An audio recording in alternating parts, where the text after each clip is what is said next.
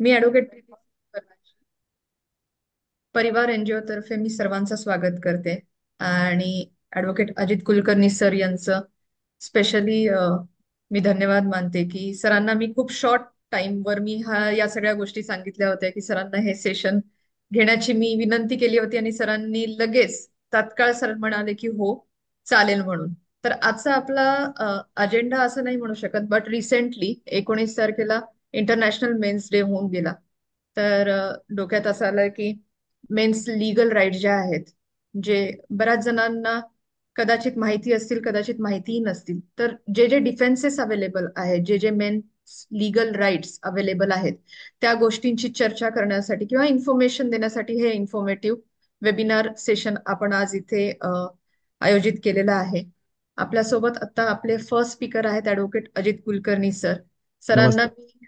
सरांना मी जेव्हाही त्यांचा बायोडेटा किंवा इन्फॉर्मेशन मागते तेव्हा सरांनी कधीच दिलेलं नाहीये. त्यामुळे जी काही इन्फॉर्मेशन माझ्याकडे आहे, खरं तर सरांना इंट्रोडक्शनची गरज नाहीये. सर मागील 30 वर्षापेक्षा जास्त कोर्ट प्रॅक्टिस करतायत आणि 33 वर्षांपेक्षा जास्त ही ते ILS लॉ कॉलेज तिथे ते शिकवत आहेत. सिनियर मोस्ट वकील आहेत आणि जेव्हाही मॅट्रिमोनी किंवा दुसऱ्या कोणत्याही मॅटर्समध्ये आम्हा ज्युनियरला जेव्हाही गरज पडते तेव्हा सर एका हाकेला म्हणजे अवेलेबल असतात ते. सो सर वेलकम अगेन आणि थँक्यू सो मच. तर आपला पहिला टॉपिक आहे की grounds for divorce available to husband and how to plead them in matrimony matters. तर मी सरांना रिक्वेस्ट करेन की सर आपण सुरुवात करावी. Thank you. Thank you. Good afternoon everyone. आजचा जो विषय आहे त्याच्यामध्ये मी डायरेक्ट हात घालतो आणि जे हिंदू मॅरेज ऍक्ट आहे त्याच्यामध्ये 13 सेक्शन जो आहे त्याच्यामध्ये ग्राउंड ऑफ डिवोर्स अवेलेबल आहे. तसंच स्पेशल मॅरेज ऍक्ट मध्ये सुद्धा ग्राउंड ऑफ डिवोर्स अवेलेबल आहेत. ते सेक्शन 27 मध्ये अवेलेबल आहे. हिंदू मॅरेज ऍक्ट हा 1955 साली आला. स्पेशल मॅरेज ऍक्ट हा 1954 साली आला. त्यामुळे जवळपास हिंदू मॅरेज ऍक्ट मधल्या ज्या प्रोव्हिजन्स आहेत त्या स्पेशल मॅरेज ऍक्टची सगळी रेप्लिका आहे असं म्हटलं तरी चालेल. फक्त फरक एवढाच आहे की स्पेशल मॅरेज ऍक्ट हा सर्व धर्मांना लागू होतो, इरिस्पेक्ट ऑफ कास्ट, क्रीड अँड रिलिजन. पण हिंदू मॅरेज ऍक्ट हा हिंदू जे आहेत त्यांनाच फक्त लागू होतो. म्हणूनच जी जो पुरुष आणि जी स्त्री हे हिंदू आहेत त्यांनाच हा कायदा लागू होतो. आता मी जे आता आपल्याशी जे बोलणार आहे ते पुरुषांना अवेलेबल असलेले घटस्फोटाची जी कारणं आहेत किंवा ग्राउंड ऑफ डिवोर्स आपण ज्याला म्हणतो ती मी तुम्हाला थोडक्यात एक सांगणार आहे. तर त्याच्यातली जी ग्राउंड आहेत ती एकूण 10 ग्राउंड्सवर पुरुषांना घटस्फोट मिळण्याचा अधिकार आहे. आता 10 ग्राउंडवर जसा पुरुषांना घटस्फोट मिळण्याचा अधिकार आहे तसाच 10 ग्राउंडवर स्त्रियांना पण घटस्फोट मिळण्याचा अधिकार आहे.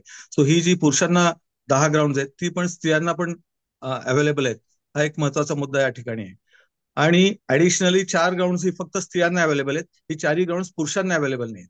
पण म्हणजेच हिंदू मॅरेज ऍक्ट मध्ये 14 ग्राउंडवर स्त्रीला घटस्फोट मिळतो, पण 10 ग्राउंडवर पुरुषाला घटस्फोट मिळतो. आता ती कुठली कुठली ग्राउंड आहेत ते आपण बघू. पहिलं सगळ्यांना माहिती आहे ती म्हणजे क्रुएल्टी. आता क्रुएल्टी या शब्दाची व्याख्या संपूर्ण कायद्यामध्ये केलेली नाहीये. आणि सुप्रीम कोर्टचे, बॉम्बे हायकोर्टचे आणि इतर हायकोर्टचे त्याच्यावरती प्रचंड केस लॉज आहेत की क्रुएल्टी म्हणजे काय. आणि सुप्रीम कोर्टाने एका केसमध्ये असं म्हटलेलं आहे की it is undesirable to define cruelty. म्हणजे क्रुएल्टीची व्याख्या करणं हे योग्य नाही. कारण क्रुएल्टी म्हणजे काय हे सगळ्याचं it depends upon various facts and circumstances. त्याच्यामध्ये त्या जे स्पाउसेस आहेत त्यांच्यावरती होणारे संस्कार ते कुठल्या बॅकग्राऊंड मधून आलेले आहेत, नंतर त्यांची राहणीमान काय आहे, त्यांचं उत्पन्न काय आहे आणि अनेक गोष्टी त्याच्यामध्ये कन्सिडर केल्या जातात. त्यामुळे एकच ऍक्ट जो आहे हा ऍक्ट सिंगल ऍक्ट जर असला तर तो एका बायकोला क्रुएल्टी होऊ शकेल किंवा एका पुरुषाला ती क्रुएल्टी वाटेल, पण तोच ऍक्ट दुसऱ्या पुरुषाला क्रुएल्टी वाटणार नाही. मी त्याचं एक नेहमी उदाहरण देतो. म्हणजे एक राजेश खन्नाने डिंपल कपाडियाला एक मुस्कळीत मारली तर तो ऍक्ट, आणि दुसरं म्हणजे झोपडपट्टीत राहणाऱ्या अत्यंत गरीब अशा हालाकीत राहणाऱ्या पुरुषांनी बायकोला मारलेली थोबाडी, त्या ऍक्ट तोच आहे, पण त्याचे फरक, त्याचे जे परिणाम आहेत ते खूप वेगवेगळे आहेत. आणि म्हणून क्रुएल्टी काय कशामुळे होते त्याला खूप पैलू आहेत. तर त्यामुळे ते जे जजमेंट त्याच्यावरती आले आहेत ती महत्वाचे आहेत. परंतु सगळ्यात महत्वाचं काय लिहायला घेतलं पाहिजे की cruelty should be of such a nature that it would not be possible for the petitioner husband to continue to stay with the respondent wife. अशा प्रकारची क्रुएल्टी पाहिजे. म्हणजे it is impossible to continue to stay with my wife, या प्रकारची जी परिस्थिती आहे ती परिस्थिती न्यायालयामध्ये प्रूव्ह करू शकला पाहिजे तो पुरुष, तो नवरा, तरच त्याला घटस्फोट मिळणार आहे. अदरवाईज अगेन सुप्रीम कोर्टचं जजमेंट आहे की divorce cannot be granted on lighter ground. तो हे क्रुएल्टीचं जे ग्राउंड आहे हे प्रूव्ह करायला पाहिजे. आता क्रुएल्टी अनेक प्रकारे होते. एक म्हणजे क्रुएल्टी ही तुम्हाला शारीरिक असू शकते किंवा मानसिक असू शकते. तर शारीरिक क्रुएल्टी, आता बाईनी पुरुषाला शारीरिक क्रुएल्टी काय होऊ शकते, तर तशी झालेली खूप उदाहरणं आमच्याकडे आहेत, ज्याच्यामध्ये हे नवरे जे आहेत त्यांनी त्याचे फोटोग्राफ्स काढलेले असतात, किंवा अनेक वेळा त्यांना दवाखान्यात जायला लागतं, त्यांना डॉक्टरचं ट्रीटमेंट घ्यायला लागते. तर अशा प्रकारे जर जिथे शारीरिक क्रुएल्टी आहे किंवा शारीरिक कुठे कुठे मारहाण झालेली असेल, तर त्या ठिकाणी तुम्हाला पुरावा द्यायला लागतो, आणि तो पुरावा म्हणजे अशा प्रकारे मेडिकल एड किंवा फोटोग्राफ्स अशा स्वरूपात असू शकतो. आता हे सगळं करत असताना नुसतंच म्हणणं की माझ्या बायकोने मला क्रुएल वागणूक दिलेली आणि मला घटस्फोट पाहिजे, किंवा आमच्या दोघांचं जमत नाही, आमचे विचार एकमेकांचे जुळत आहेत, आम्हाला घटस्फोट पाहिजे, असं नुसतं म्हणून चालत नाही. सुप्रीम कोर्टचं जजमेंट आहे की every instance of cruelty must be specifically and categorically mentioned in the petition with reference to month, year. आणि त्याच्याबरोबर बॉम्बे हायकोर्टचे जर तुम्ही रूल्स बघितले, हिंदू मॅरेजच्या खाली फ्रेम केलेले, त्या रूल्स मध्ये तर रूल नंबर 4G आहे, तो म्हणतो की with reference to the date, month, date and the even time of its occurrence, त्याची वेळ, कधी घटना ती घडली त्याची वेळ पण तुम्ही पिटिशन मध्ये प्लीड केली पाहिजे, तसं लिहिलं पाहिजे. तो नुसतंच मोघम प्लीडिंग त्याच्यामध्ये न करता स्पेसिफिक प्लीडिंग करणं आवश्यक आहे. आणि अनेक पिटिशन मध्ये हे स्पेसिफिक प्लीडिंग नसतं, आणि त्याच्यामुळे पिटिशन आपलं सक्सीड होत नाही. सो पिटिशन सक्सीड होण्यासाठी स्पेसिफिक इन्स्टन्सेस ऑफ क्रुएल्टी, ते सुद्धा क्रोनॉलॉजिकल ऑर्डरमध्ये, म्हणजे 94 साली काय झालं, 95 साली काय झालं, 98 साली काय झालं, 2000 साली, असं क्रोनॉलॉजिकल ऑर्डरमध्ये पिटिशन तयार करून त्याच्यासाठी अभ्यास एवढाच करायला लागेल की क्लायंटकडनं किंवा जर तुमच्याकडे जेव्हा पक्षकार येतो त्याच्या पक्षकाराकडनं डिटेल या इन्फॉर्मेशन पिटिशन तयार करण्याच्या आधी तुम्ही ही सगळी घेतली पाहिजे, आणि मग पिटिशन तुम्ही ड्राफ्ट करायला घेतलं पाहिजे, सो दॅट ती क्रोनॉलॉजी येते, स्पेसिफिक इन्स्टन्सेस येतात, आणि तुमचं पिटिशन चांगल्या रीतीने तयार राहतं, आणि ते शेवटपर्यंत टिकलं पाहिजे. आता शेवटपर्यंत याचा अर्थ ते उच्च न्यायालयामध्ये आणि सर्वोच्च न्यायालयापर्यंत टिकलं पाहिजे. आणि म्हणून अनेक वेळा तुम्ही हायकोर्टात आणि सुप्रीम कोर्टात जर कुठे बघितलं असेल तर अनेक वेळा जजेस तिथे बसलेले वर्ण विचारतात की हॅव यू प्लीडेड दिस, याचं तुमचं प्लीडिंग केलेलं आहे का, आणि जर तुम्ही प्लीडिंग केलेलं असेल तर बोला, प्लीडिंग केलेलं नसेल तर त्याच्यावर कुठलेही भाष्य करू नका. तो प्लीडिंगचं महत्व एवढं मोठं आहे, म्हणून specific instances of mental and physical cruelty त्या ठिकाणी स्टेट केली पाहिजे. हे क्रुएल्टीचं एक ओव्हरऑल ग्राउंड झालं. दुसरं जे आहे ते ऍडल्ट्री. आता ऍडल्ट्रीचं ग्राउंड हे पूर्वी तुम्हाला माहिती आहे की इंडियन पिनल कोडमध्ये ऑफेन्स पण होता, क्रिमिनल ऑफेन्स पण होता, पण त्याचे जे क्रिमिनल ऑफेन्स आता तो सर्वोच्च न्यायालयाने दिलेल्या निर्णयामुळे तो आता क्रिमिनल ऑफेन्स नाही, तो डिक्रिमिनलाइज झालेला आहे. आणि अडल्ट्री हे आता ओनली ग्राउंड फॉर डिवोर्स राहिलेलं आहे. तर त्या ठिकाणी अडल्ट्रीच्या साठी सुद्धा एक अतिशय महत्वाची बाब म्हणजे त्याला पुरावा खूप भक्कम आणि सज्जड लागतो. दुसरी महत्वाची गोष्ट म्हणजे जो अडल्ट्रेस आहे किंवा अडल्ट्रर आहे, आता या ठिकाणी आपण नवऱ्याचं बघतोय, तर बाई माझी बायको आहे ती अडल्टस रिलेशनशिप मध्ये आहे, तर ती ज्या पुरुषाबरोबर और ज्या पुरुषांबरोबर अडल्टस रिलेशनशिप मध्ये आहे त्या एका पुरुषाची किंवा अनेक पुरुषांची को रिस्पॉन्डंट म्हणून त्याला पार्टी करणं अत्यावश्यक आहे, हे सगळ्यांनी महत्वाचं लक्षात घेतलं पाहिजे. तो या माझ्या बायकोचे या पुरुषाबरोबर संबंध आहेत असं नुसतं म्हणून चालणार नाही, तर त्याचं नाव आणि त्याचा पत्ता आणि त्याला को रिस्पॉन्डंट केलं पाहिजे. को रिस्पॉन्डंट केलं नसलं तर अडल्टरीच्या ग्राउंडच्या वरचं पिटिशन हे तुमचं डिसमिस होईल for non joinder of necessary party. So necessary party आहे हे लक्षात घेतलं पाहिजे. एक पेक्षा एक अनेक असले तर ते सगळ्यांना तुम्ही त्या ठिकाणी पार्टी केलं पाहिजे. आणि अनेक वेळा अशी गोष्ट होते की तो जो पुरुष असतो त्या पुरुषाचं नाव किंवा त्याचा पत्ता किंवा त्याचा फोन नंबर हा या नवऱ्याला माहिती नसतो, पिटिशनर नवऱ्याला माहिती नसतो. त्या ठिकाणी तुम्ही त्या प्लीडिंग केलं पाहिजे की आत्ता मला त्याचं काहीही माहिती नाही, पण त्याचा पुरावा माझ्याकडे आहे, परंतु ज्या वेळेस मला तो त्याचा पत्ता किंवा काही इतर गोष्टी मिळतील त्यावेळेस मला त्याची परवानगी द्यावी की मला पिटिशन अमेंड करून त्याला को रिस्पॉन्डंट करण्यात यावं. मग आता मला माझे त्याच्याकडे कुठल्याही प्रकारचे डिटेल्स नाहीत आणि म्हणून त्याला को रिस्पॉन्डंट करण्यात आलेलं नाही, अशा प्रकारचं स्पेसिफिक प्लीडिंग तुमच्या शेवटी जो संपूर्ण पिटिशन संपत आलं की त्याच्यात हे केलं गेलं पाहिजे. आणि असं हे त्या रूल्स मध्ये पण म्हटलेलं की तुम्ही तसं मेन्शन केलं गेलं पाहिजे.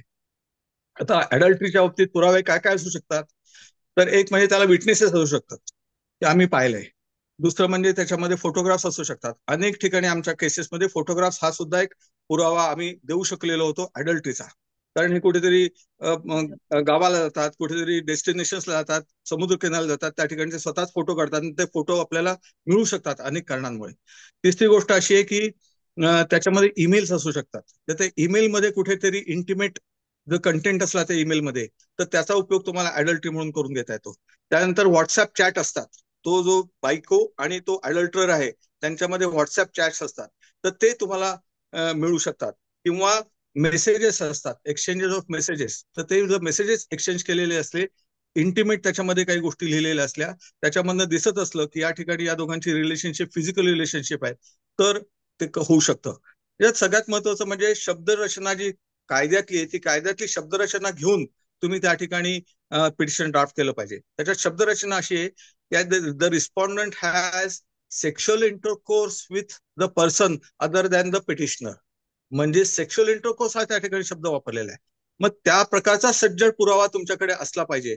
मियरली माझ्या बायकोचं एक्स्ट्रामॅरिटल अफेअर आहे किंवा माझ्या बायकोचं त्या पर्टिक्युलर पुरुषाबरोबर खूप मैत्री आहे, अशा प्रकारचं मोघम प्लीडिंग त्या ठिकाणी करून चालत नाही. Pleading has to be very specific. आणि जेव्हा तुमच्याकडे पक्षकार येतो अडल्टरीचं ग्राउंड घेऊन, त्यावेळेस त्या पक्षकाराला, पुरुष पक्षकाराला तुम्ही विचारलं पाहिजे की पहिला मला तुझ्याकडे असलेला पुरावा दाखव. जर पुरावा असला तरच तशा प्रकारचं ॲलिगेशन करा. पुरावा नसला तर तशा प्रकारचं ॲलिगेशन करू नका. कारण याचा दुष्परिणाम असा आहे की याचा अर्थ असा होतो की काहीही पुरावा नसताना हा नवरा संशय घेतोय बायकोवर आणि अशा प्रकारे आरोप करतोय. म्हणजे हीच एक नवऱ्याने केलेली बायकोवर क्रुएल्टी ठरू शकते. तर त्यामुळे त्याचा पुरावा असल्याशिवाय तुम्ही कुठल्याही प्रकारे या मॅटरमध्ये पुढे जाऊ नका. त्याच्यामध्ये कागदोपत्री पुरावा पाहिजे, कुठला तरी पुरावा पाहिजे, आणि तो पुरावा असल्याशिवाय त्याचं प्लीडिंग पाहिजे. आणि हे सगळं इलेक्ट्रॉनिक रेकॉर्ड मी तुम्हाला सांगितलं तसं कोर्टात प्रोड्यूस केलं पाहिजे आणि नंतर ते तुम्हाला त्या ठिकाणी प्रूव्ह करता आलं पाहिजे. इथपर्यंत सगळ्या गोष्टी लक्षात ठेवून तुम्ही त्याचं प्लीडिंग करा. तिसरं जे ग्राउंड आहे ते डेझर्शन आहे. आता डेझर्शन मध्ये असं आहे की एखाद्या बायकोनी नवऱ्याचा त्याग केलेला असला, तो सुद्धा कमीत कमी 2 वर्ष, मिनिमम 2 वर्षापेक्षा जास्ती काळ जर त्याग केलेला असला, तर त्या नवऱ्याला त्या ठिकाणी न्यायालयामध्ये जाता येतं आणि सांगतं की काहीही कारण नसताना माझी बायको मला सोडून गेलेली आहे, तिने माझा त्याग केलेला आहे, वैवाहिक जीवन संपुष्टात आणायचंय अशी तिची एकूण इच्छा आहे आणि म्हणून याच ग्राउंडवर मला घटस्फोट पाहिजे. आता डेझर्शनचं एक इक्वेशन आहे, ते तुम्ही सगळ्यांनी लक्षात घ्या. सुप्रीम कोर्टने दिलेलं इक्वेशन आहे. Desertion is equal to factum of separation. Fact of separation म्हणजे plus animus deserendi. Animus deserendi म्हणजेच intention to bring cohabitation to an end. हे दोन गोष्टी तिथे असल्याच पाहिजे. म्हणून desertion is equal to animus deserendi plus factum of separation. हे इक्वेशन सुप्रीम कोर्टाने करून दिलेले आहे. आणि फॅक्टम ऑफ सेपरेशन हे मिनिमम 2 इयर्स आहे. आता मिनिमम 2 इयर्सचा अर्थ हे कंटिन्युअस असलं पाहिजे. म्हणजेच माझी बायको मला 6 महिने सोडून गेली, नंतर ती परत माझ्याकडे 2 महिने आली, नंतर परत 8 महिने सोडून गेली, मग परत माझ्याकडे 2 महिने आली, परत ती मला 10 महिने सोडून गेली, असं ऍडअप पिरियड करून नंतर माझं एकूण टोटल 2 वर्ष सेपरेशन आहे असं करून चालत नाही. ते it should be more than continuous period of 2 years from the date of separation. आता हे करत असताना दुसरी एक महत्वाची गोष्ट आहे, who has left whom is not important, why the party has left is important. म्हणजेच एखाद्या बायकोनी नवऱ्याला खूप त्रास दिला आणि नवऱ्याला त्रास दिल्यामुळे नवरा त्या ठिकाणी निघून गेला. आता नवऱ्याने घर सोडून निघून गेलाय आणि नंतर 2 वर्ष त्या दोघं एकत्र आले नाहीत, तर या ठिकाणी नवरा हा डेझर्टेड स्पाउस होतो आणि बायको ही डेझर्टिंग स्पाउस होते. Who has left whom is not important, why the party has left is important, असं सुप्रीम कोर्टचं जजमेंट आहे. तो त्रासाला कंटाळून जर नवरा तिकडनं निघून गेलेला असला, नवऱ्याने जरी घर सोडलेलं असलं, तरी डेझर्टेड पार्टी हा नवरा आहे आणि डेझर्टिंग स्पाउस ही बायको आहे, हे लक्षात ठेवा. हे exactly what is important, what is called as constructive desertion. This is called as constructive desertion. याचा सगळ्याचा उहापोह तुमच्या प्लीडिंग मध्ये अतिशय चांगल्या रीतीने झाला पाहिजे. आणि डेझर्शन कसं होतं, काय होतं, हे पण महत्वाचं आहे. अनेक वेळा काय होतं की पार्टीज एकाच घरात राहत असतात आणि एकाच घरात राहून सुद्धा दोघांची भांडणं होत असतात आणि या भांडणांमुळे ते दोघ जण शरीर संबंध ठेवत नाहीत, त्यांचे शरीर संबंध संपुष्टात येतात. तर शरीर संबंध संपुष्टात येणं म्हणजे सुद्धा अबॅन्डनमेंट आहे, म्हणजे सुद्धा निग्लेक्ट आहे, म्हणजे सुद्धा डिप्रायव्हेशन ऑफ कॉन्ज्युगल ब्लिस आहे. हे कायम लक्षात ठेवा तुम्ही. आणि म्हणून हे सुद्धा डेझर्शनच आहे. हे सुद्धा एका प्रकारचं डेझर्शनच आहे. आणि म्हणून even though the parties are staying under one roof, but if they are not sharing the bed, they are separated. So त्याची डेट ऑफ सेपरेशन ही तुम्ही त्या दिवसापासून घेऊ शकता. फिजिकल सेपरेशन म्हणजेच पार्टी कधी घर सोडून गेली हे महत्वाचं नाहीये. तुम्ही जर स्टेअरिंग बेड नसेल तर त्या ठिकाणी तशा प्रकारे तुम्हाला प्लीडिंग करायला लागतं. आणि असं प्लीडिंग केलं तर त्याप्रमाणे डेझर्शनची जी तारीख आहे किंवा सुरुवात आहे ती त्या दिवसापासून तुम्ही काउंट करू शकता पुढचे 2 वर्षासाठी. नंतरचं जे ग्राउंड आहे ते कन्व्हर्जन आहे.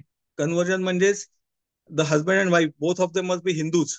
तो बायकोनी जर हिंदू धर्म सोडला आणि दुसऱ्या धर्मामध्ये प्रवेश केला तर ते ग्राउंड तुम्हाला कन्व्हर्जन हे ग्राउंड वरती तुम्हाला घटस्फोट घेता येतो. नंतरचं 5वं जे ग्राउंड आहे ते मेंटल डिसऑर्डर आहे. मेंटल डिसऑर्डर म्हणजे जर तुम्हाला सिझोफ्रेनिया बायकोला झालेला असला किंवा mental disorder to such an extent that you are not able to continue to be married with her, अशा प्रकारची जर सिच्युएशन असली तर त्या ठिकाणी तुम्हाला ते करता येतं. तिसरी गोष्ट म्हणजे याच्यातला महत्वाचा भाग म्हणजे इट शुड बी इनक्युरेबल.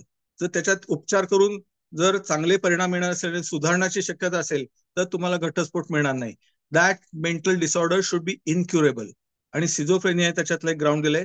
या ग्राउंडला एक महत्वाची गोष्ट लक्षात ठेवा, नुसतंच प्लीडिंग करून चालत नाही, तर त्याला मेडिकल एव्हिडन्स द्यायला लागतो. मेडिकल एव्हिडन्स द्यायला लागतो म्हणजे त्याला तुम्हाला डॉक्टरला बोलवायला लागतं, डॉक्टरचं सर्टिफिकेट द्यायला लागतं आणि डॉक्टरनी सांगितलं पाहिजे की मी या बायकोला इतके इतके महिने ट्रीटमेंट देत होतो, मी माझ्याकडे सगळं त्याचं प्रिस्क्रिप्शन ही माझी केस हिस्ट्री आहे आणि त्याच्यावरच वरून माझं असं अनुमान आहे की ही बायको लग्न नवरा बायको अशा प्रकारची जी रिलेशनशिप आहे ही कंटिन्यू करण्याला असमर्थ आहे. अशा प्रकारचं डिपोजिशन त्या डॉक्टरनी येऊन किंवा अनेक डॉक्टरनी येऊन त्या ठिकाणी न्यायालयामध्ये दिलं पाहिजे, तरच हे मेंटल डिसऑर्डर प्रूव्ह होते. नुसतंच प्लीडिंग करून किंवा कागदपत्र तुम्ही दाखवून अशा प्रकारे मेंटल डिसऑर्डर तुम्हाला प्रूव्ह करता येत नाही. सो तुम्ही सगळ्यात महत्वाचं लक्षात ठेवलं पाहिजे की आपल्याकडे प्रूफ काय आहे, त्या प्रूफच्या अनुसरून तुम्ही त्या ठिकाणी प्लीडिंग केलं पाहिजे, हे सगळ्यात लक्षात घेतलं पाहिजे. नंतर इनक्युरेबल डिसीज हा 6 नंबरचा घटस्फोटाचं कारण आहे. इनक्युरेबल डिसीज म्हणजे लेप्रसी किंवा venereal disease and that too in communicable form. हे सगळ्यात महत्वाचं आहे. व्हीडी और लेप्रसी इन कम्युनिकेबल फॉर्म पाहिजे. आता लेप्रसी हे ग्राउंड दिलेलं आहे. लेप्रसी हा कायदा आला 1955 साली, त्यावेळेस लेप्रसी हा रोग होता. परंतु आता संपूर्ण औषधोपचार जी अवेलेबल आहेत, मॉडर्न मेडिसिन जी अवेलेबल आहेत, त्यामुळे लेप्रसी समाजामधनं ऍज गुड ऍज इरॅडिकेट झालेला आहे. त्यामुळे हे लेप्रसीचं ग्राउंड आता तसं रिडंडंट झालेलं आहे. मी गेल्या 41 वर्षाच्या माझ्या प्रॅक्टिसमध्ये एकही मॅटरमध्ये लेप्रसीच्या ग्राउंडवर डिवोर्स पिटिशन दाखल केलेलं नाही. याचा अर्थ आहे की ते आता लेप्रसी हे ग्राउंड तुम्हाला घेता नॉर्मली येणार नाही, पण व्हेनरल डिसीज या ग्राउंडवर तुम्हाला हे करता येतं. पण त्या व्हेनरल डिसीज सुद्धा हा कम्युनिकेबल फॉर्म मध्ये पाहिजे.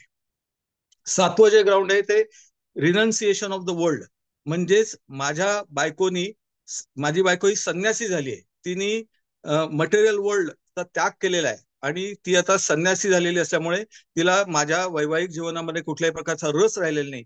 या ग्राउंडवरती तुम्हाला घटस्फोट घेता येतो. 8वं जे ग्राउंड आहे त्याच्यामध्ये प्रिझम्पशन ऑफ डेथ आहे. म्हणजेच तुमची बायको ही 7 वर्षापेक्षा जास्त काळामध्ये जर कुठेही आढळून आलेली नसली किंवा ती बेपत्ता असली आणि परागंध असली आणि ती कोणालाही दिसली नसली तर there is a presumption of civil death.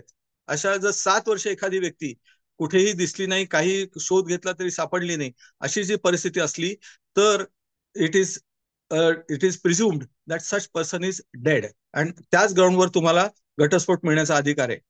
9वं जे ग्राउंड आहे त्याच्यामध्ये असं आहे की ज्युडिशियल सेपरेशनची डिग्री तुम्हाला मिळालेली आहे. तर ज्युडिशियल सेपरेशन आणि घटस्फोट या दोन्हीचे ग्राउंड्स हे सारखेच आहेत. सेक्शन 10 मध्ये तुम्हाला ज्युडिशियल सेपरेशनची डिग्री मिळू शकते, सेक्शन 13 मध्ये तुम्हाला घटस्फोटाची डिग्री मिळू शकते. तर तुम्हाला जर ज्युडिशियल सेपरेशनची डिग्री मिळालेली आहे आणि ज्युडिशियल सेपरेशनची डिग्री मिळाल्यानंतर 1 वर्षाच्या कालावधीपर्यंत जर तुमची बायको आणि तुम्ही पुन्हा एकत्र नांदू शकला नाहीत तर त्या नवऱ्याला घटस्फोट मिळण्याचा अधिकार आहे. So after passing of the degree of judicial separation, if the parties are unable to resume cohabitation for a period of more than 1 year, the aggrieved party is entitled to seek a decree of divorce. That is another ground, 9th ground for divorce. And 10th ground for divorce is similar to that of 9th. त्याच्यामध्ये असं म्हटलेलं आहे की restitution of conjugal राईट्सची decree झाली आणि restitution of conjugal राईट्सची decree होऊन सुद्धा जर अदर पार्टी बायकोच्या विरुद्ध तुम्हाला रेस्टिट्यूशनची डिक्री मिळालेली. कोर्टाने सांगितले की बायकोने नवऱ्याकडे राहायला जावं, आणि असं असून सुद्धा जर अशी बायको त्या नवऱ्याकडे 1 वर्षापेक्षा जास्ती काल, डिक्री झाल्यापासून 1 वर्षापेक्षा जास्तीचा काल परत जर राहायला गेली नाही, तर त्या नवऱ्याला त्या ग्राउंडवर घटस्फोट मिळण्याचा अधिकार आहे. आता या ठिकाणी एक महत्वाचा भाग लक्षात घेतला पाहिजे की रेस्टिट्यूशनची डिक्री ज्या व्यक्तीच्या विरुद्ध झाली आहे, ती व्यक्ती घटस्फोटाचा दावा करू शकते का? ती व्यक्ती रॉंग डुअर आहे का? कारण कोर्टाची जो ऑर्डर आहे की बाईनी नवऱ्याकडे जाऊन राहायला पाहिजे. मग बाईनी नवऱ्याकडे जाऊन राहण्यासाठी काय अटेम्प्ट केले, काय प्रयत्न केले, नोटिसा पाठवल्या का, याचा सगळ्याचा पुरावा पाहिजे. आणि म्हणूनच त्याचं कारण हे सुद्धा बघितलं जातं की रेस्टिट्यूशन ऑफ कॉन्जुगल डिक्री होऊन सुद्धा दोघं एकत्र परत का नाही आले. आता नवऱ्याने अनेक वेळा बोलवलं बाईला की तू आता माझ्या बाजून डिक्री झालेली आहे, कोर्टाने तुला सांगितलं की तू माझ्याकडे ये, तू ये, अशी नोटीस पाठवली, तिला ईमेल पाठवले, तिला सगळं मेसेजेस पाठवले, तरीही ती नाही आली. तर या ग्राउंडवर तिला घटस्फोटाचा त्या नवऱ्याला घटस्फोट मिळण्याचा अधिकार आहे. परंतु उलट जर आपण बघितलं की त्या ठिकाणी त्या बाईने प्रयत्न केले, हा नवराच म्हणला तू माझ्या घरात येऊ नको, तू माझ्या घरात येऊ नको, त्या बाईने ईमेल पाठवला, नोटीस पाठवली, त्याला त्यांनी उत्तर दिलं की माझ्या घरात यायचं नाही, तर या ठिकाणी तो नवरा हा रॉंग डुअर आहे. कारण डिक्री पास झाल्यानंतर ती बायकोची इच्छा होती यायची, पण या नवऱ्याने सांगितलं तू यायचं नाही. त्या ग्राउंडवर म्हणजे who is a wrong doer, who has committed wrong, हे या 10व्या ग्राउंडवरती मध्ये बघितलं जाईल. आणि even if there is a degree of restitution of conjugal rights and the parties are unable to resume cohabitation for a period of 1 year or upward, it is not necessary that by default you are entitled to get a decree. त्या ठिकाणी court 100% बघणार आहे who is right and who is wrong is in not fulfilling the decree. हा या ठिकाणी महत्वाचा भाग आहे. आणि आता आपण जे पुरुषांच्या हक्कांबद्दल बोलतोय, हिंदू मॅरेज ऍक्ट मध्ये सेक्शन 25 हा एकमेव अख्ख्या संपूर्ण कायद्यामध्ये किंवा इतर कायद्यांमध्ये सेक्शन 25 हा एकमेव असा कायदा आहे की ज्याच्यामध्ये पुरुषाला किंवा नवऱ्याला बायकोच्या विरुद्ध मेंटेनन्स मागण्याचा अधिकार आहे, पोटगी मारण्याचा अधिकार आहे. बाकी कुठल्याही कायद्यामध्ये पुरुषाला पोटगी मागण्याचा अधिकार बायकोच्या विरुद्ध नाही. आणि म्हणूनच आज जर तुमचा पुरुषांसाठीचा स्पेशल एपिसोड जर असेल किंवा एक सेशन असेल, तर त्याच्यामध्ये महत्वाचं सांगणं आवश्यक बाब आहे. एखादा पुरुष अत्यंत जर्जर आजाराने अंथरुणाला खिळून आहे, त्याला काही कामधंदा नाही, त्याच्याकडे पैसे नाहीत, त्याला स्वतःला मेडिकेशनला सुद्धा पैसे नाहीत, त्याला कोणी सपोर्ट करायला त्याचे आई वडील नाहीत, त्याला भाऊ नाही, कोणी काही नाही, अशा परिस्थितीत असा नवरा ह्या बायकोकडे जर काही अशा प्रकारे स्थिती असली, आर्थिक स्थिती चांगली असली, तर असा नवरा तिच्याकडे पैशाची मागणी करू शकतो सेक्शन 25च्या खाली. आणि कोर्टामध्ये जर त्यांनी प्रूव्ह केलं तर अशा प्रकारे त्याला मेंटेनन्स देण्याची तरतूद केलेली आहे. हे सगळ्यात महत्वाचं लक्षात ठेवलं पाहिजे. तर मला वाटतं मी आता जे 10 ग्राउंड ऑफ डिवोर्स आहेत ते सगळे कव्हर केलेले आहेत. मेंटेनन्सचा पार्ट पण मी सगळा कव्हर केलेला आहे. आता मी तुमचा जास्त वेळ न घेता आपली रजा घेतो. Sir thank you so much. डेझर्शनच्या ह्याच्यावर खूप जास्त एनलाइटनिंग होतं, कारण की काही गोष्टी माहिती नव्हत्या, जसं की आपण म्हटलं की डेझर्शन इक्वेशन जे आहे त्या गोष्टीही आणि बाकीच्या गोष्टी आपण आज सांगितल्या की डिवोर्स मेन्स राईट्स साठीचे जे आहेत की कोणत्या कोणत्या ग्राउंड्सवर घेऊ शकतो, त्यासाठी खूप खूप धन्यवाद सर. आपलं सेकंड सेशन लगेच आता आपण लगेच सुरू करत आहोत. ऍडव्होकेट राजेश कातुरे सर घेतील. सो सर अजून एकदा धन्यवाद. आणि आपण जॉईन करून म्हणजे राहिलात तरी चालेल, लिव्ह झालं तरी चालेल सर. Yes, thank you. थँक्यू. मी ऍडव्होकेट राजेश कातुरे सरांना विनंती करते की आपण आपला व्हिडिओ ऑन करावा. सर आपण आहात राजेश सर? येस येस, आवाज येतोय मॅडम? हो हो, आवाज येतोय. आणि व्हिडिओ फॉर्च्युनेटली पण? तिसरे स्पीकर पण ऍडव्होकेट भूषण कुलकर्णी सर पण आहेत. सरांचं असं होतं की बहुतेक सरांना उशीर लागेल, बट तेही मला दिसतात आहेत. सो आपले नेक्स्ट स्पीकर आपल्या समोर आहेत advocate Rajesh Katore sir. Defence त्यांच्याबद्दल सांगायचं झालं तर सरांबद्दल सर्वांनाच बट स्टील सर 2007 पासून प्रॅक्टिस करत आहेत. He has started practising in criminal matters, later on conducted various matters including criminal, family, civil, consumer. Currently, a firm is situated at Ashiana Tower, शिवाजीनगरच्या तिथे त्यांचं आहे. त्यांचं स्वतःचं युट्यूब चॅनल आहे legal literacy forum म्हणून. सरांनी बरेच खूप जास्त खटले, क्रिमिनल खटले जे चालवले आहेत ते बरेचसे असे फेमस आहेत. त्यांची लिस्ट आहे जी की मी ग्रुपवर शेअर करेनच. बट आता आपण लगेच आता सेशनला सुरू करूयात सर. आणि आपला जो टॉपिक आहे various defences available for men's, तर त्यावर मी सर आपल्याला विनंती करते की आपण सेशन सुरुवात करावी. Thank you, madam. First of all, I would like to thank Parivar NGO for taking this initiative. एक मेन्स डेच्या मुहूर्तावर म्हणा किंवा त्या सेलिब्रेशनला आपण हा एक इनिशिएटिव्ह घेतला. Trying to appreciate and understand the defenses which is available in the legal fraternity किंवा आपल्या काही प्रोसिडिंग्स मध्ये मेन्सला काय आहे. So I would like to congratulate you, your team, and thank you for calling me straight away, and thank you for participation of in the numbers that all the participants have participated. So thank you all. I'll directly come to my topic. Topic assigned to me is what are the defenses available to the mains in the criminal proceeding. आता criminal proceeding मध्ये एक पुरुषाला काय काय defences available आहेत हा ज्या वेळेस आपण टॉपिक डील करतोय. सो पर्टिक्युलरली 498A या केसेसमध्ये आपल्याला काय काय डिफेन्सेस अवेलेबल असतात when we are defending any main or relative of the husband. So I would like to concentrate on that particular aspect. आता याची जरा पार्श्वभूमी समजून जर आपण घेतली तर लक्षात घ्या की 498A हा जी अमेंडमेंट झाली ती 1983 मध्ये अमेंडमेंट झाली. आता ही 1983 ची जी अमेंडमेंट होती ती अमेंडमेंटचा ऑब्जेक्ट काय होता की त्यावेळेस आपण बघतो की जो डॉवरीचा जो काही आपल्याला लागलेला दाग म्हणू किंवा ही जी वियर्ड मेंटॅलिटी आपल्या सोसायटीत आहे आणि ती प्रिव्हेलिंग होती आणि ती कमी व्हावी आणि ह्या डॉवरीमुळे जी काही हॅरेसमेंट होते महिलेची किंवा विवाहित महिलेची तर ती कमी व्हावी हा त्या मागचा एक उद्देश होता. आणि बऱ्याच ऑर्गनायझेशनचे जे काही प्रोटेस्ट आणि बाकीच्या गोष्टी आणि सोसायटीच्या requirement as we all said every time that society changes faster than law आणि या बदलत्या सोसायटीच्या रिक्वायरमेंट नुसार 83 साली ही जी काही आहे ही प्रोव्हिजन अस्तित्वात आली. आता हा ऑब्जेक्ट फुलफिल झाला का तर निश्चितपणे आपल्याला बॅलन्सली म्हणावं लागेल की दोन्ही गोष्टींकडून आपल्याला दिसेल की काही अंशी तो साध्य पण झाला. हवेवर की जे आपल्याला शिल्ड म्हणून दिलेलं प्रोव्हिजन होतं त्याचा कुठेतरी वेपन म्हणून यूज व्हायला लागला आणि ते time and again it has been observed by the honourable supreme court and various high courts of the country in enormous judgments. आता जर काही जजमेंट्स मी आपल्याला शेअर करेन. पहिले जजमेंट जर आपण बघितलं तर 2005चं जजमेंट की जे आपण ज्या वेळेस एखाद्या मेलला डिफेंड करतो किंवा तुम्ही स्वतः मेल असाल, Sushil Kumar Sharma versus union of India. Now this judgment काय आहे हे जजमेंट? ह्या जजमेंटमध्ये honourable supreme court goes to the extent आणि ऑनरेबल सुप्रीम कोर्टाने सांगितलं की अरे ह्या ज्या मिसयूज व्हायला लागलाय या सेक्शनचा, म्हणजे आपण नेहमी एक गोष्ट म्हणतो लांडगा आला रे आला, आणि एवढ्या फॉल्स केसेस एखादी चांगली केस किंवा एखादी खरोखरी छळ झालेली केस असेल परंतु ती सुद्धा निघून जाईल असं म्हणताना सुद्धा याच्या पुढे जाऊन honourable supreme court says that it can unleash the legal terrorism.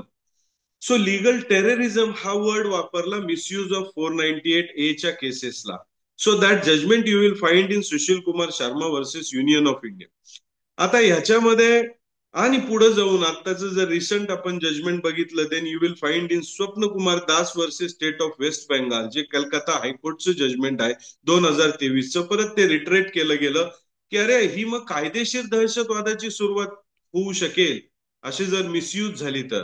दहशतवाद म्हणजे काय की दहशत निर्माण करायची आणि त्या दहशतीच्या सावटाखाली आपले जे इप्सित आहे किंवा उद्देश आहे ते साध्य करून घ्यायचे. मग अरे याचं वेपन म्हणून वापर होत नाहीये ना की just to make husband or relative of the husband on their feet and just to bend them for the compromise or whatever she want. So that has been actually observed by the honourable supreme court and various high courts. आणि legal terrorism हा एक word use केला that you should keep in mind while defending the cases or while conducting the cases. Now second important aspect, आता आपण नवीन कायद्यामध्ये आहोत, नवीन कायदे आलेत, BNS आला, BNSS आला, BSA आलं. So considering this 3 particular acts पण की आपल्याला परत honourable supreme court recently JB Pardiwala honourable justice यांनी एक जजमेंट डिलिव्हर केलं. त्या जजमेंटचं नाव आहे Achin Gupta versus state of Haryana. So now in this judgment honourable supreme court says that and recommended to the union law ministry की अरे तुम्ही याच्यामध्ये इतका मिसयूज होतोय तर तुम्ही याच्यामध्ये बदल करा. आणि याच्यापूर्वी असं झालं नव्हतं का तर याच्यापूर्वीही झालं होतं आणि ते जजमेंट होतं Preeti Gupta versus state of Jharkhand. आता Preeti Gupta versus state of Jharkhand हे जजमेंट होतं 2010चं. 2010लाच ऑनरेबल सुप्रीम कोर्टाला वाटलं की अरे नाही 498 ची प्रोव्हिजन ज्या कारणाकरता आली तो कारण साध्य होताना काही अंशी दिसतंय, परंतु काही अंशी असं दिसतंय की त्याचा मिसयूज होतोय. आणि तो मिसयूज टाळण्याकरता की लेजिस्लेटरनी हे विचारात घेतलं हवं की प्रॅक्टिकल पर्स्पेक्टिव्ह काय आहे, हे कशा करता केले जात आहेत. आणि म्हणून या दोन्ही जजमेंटमध्ये आणि रिसेंटली आत्ताचं जे अचिन गुप्ताचं जजमेंट आहे, the honourable justice JB Pardiwala for the bench speaks through that judgement and says that ki this judgment should have been placed before the union ministry for the further की taking the steps to amend section 85 आणि 86 जर आपण BNS चा बघितला तर it is nothing but a reproduction of earlier section 498A. Now this is the basic things we should know and aware about the 498A while arguing the case before the honorable court, also while defending the case ki what has been enumerated you will have to find whether the case is genuine, whether the case is false, fabricated, what is the motive, what is the intent behind filing that case. Now since we are lacking the time but we'll start from the FIR. आता बघा FIR दाखल होती 498 ची FIR दाखल होती. FIR दाखल झाल्यानंतर बऱ्याचदा आपल्याला काय ऑप्शन अवेलेबल असतो, रेमेडी अवेलेबल असतो की just go for quashing of FIR. आता क्वॅशिंग ऑफ FIRच्या बाबतीत जर आपण म्हणलं तर एक लक्षात घ्या की क्वॅशिंगचं अँबिट हे खूप मोठं आहे. नाऊ हे अँबिट एवढं मोठं आहे की त्याचं जर आपल्याला कॅल्क्युलेट करायचं झालं तर I will recommend you to go through the entire judgment of the state of Haryana versus Bhajanlal, the landmark judgment in respect of the quashing. कधी क्वॅशिंग होईल, आपलं क्वॅशिंग कुठल्या कॅटेगरीत बसल्यानंतर क्वॅशिंग FIR होऊ शकेल, ही आपली 498 ची केस या क्वॅशिंगच्या FIR मध्ये बसते का, हे इंटेन्शन मालाफाईड होतं का, FIR मधून कॉग्निजिबल ऑफेन्स डिस्क्लोज होत होता का, हॅरेसमेंट आणि क्रुएल्टी ह्या केसमध्ये नाही, दुसऱ्या केसमध्ये मी सांगेन. But Bhajanlal has been enumerated in that particular judgment the 7 golden principles ki when FIR can be quashed, and by taking that aid of that particular judgment you can go for the quashing. That is one of the remedy. Now आता क्वॅशिंग कुठल्या कुठल्या ग्राउंडवर होतं बघा, बऱ्याचदा आपण वाचतो distinct relative आहेत की अरे हे रिलेटिव्ह एकत्र नाही, यांची ओकेजनल व्हिजिट्स होत्या, डिस्टिंक्ट रिलेटिव्ह होते आणि म्हणून बऱ्याचशा हायकोर्ट्सनी that the offenses has been quashed before the honorable high courts and by the honorable supreme court also. So while considering that judgment then we go to the inconsistencies. आता बघा आपल्याला काय काय grounds available असतात. We are talking about after registration of the FIR quashing. क्वॅशिंगला जाताना आपल्याला जसे डिस्टंट रिलेटिव्ह किंवा ते लॉंग साईड ते कधी आले नाही, त्यांच्या ओकेजनल व्हिजिट्स होत्या, then 1 or 2 incidences of the cruelty, then harassment and cruelty are two different terms. हे लक्षात घेतलं पाहिजे. Every harassment cannot be termed as a cruelty for the section 498A. Then if we talk about domestic violence, the ambit of the domestic violence is entirely different. But so far as criminal liability under 498A, because you are going to be punished for 3 years punishment, so that is the degree of the satisfaction on the higher side. So हे लक्षात घेतलं. Harassment वेगळी, cruelty वेगळी. जसं आता आपण ऐकलं की क्रुएल्टीची definition one can be, I can be cruel for you but I cannot be cruel for any other body. So मला नेमकं it depends upon the mental state of mind also. So ही cruelty, harassment and cruelty for 498A and domestic violence याचं actual meaning by the virtue of the judgments delivered by the honourable apex court आपण समजून घेतलं पाहिजे.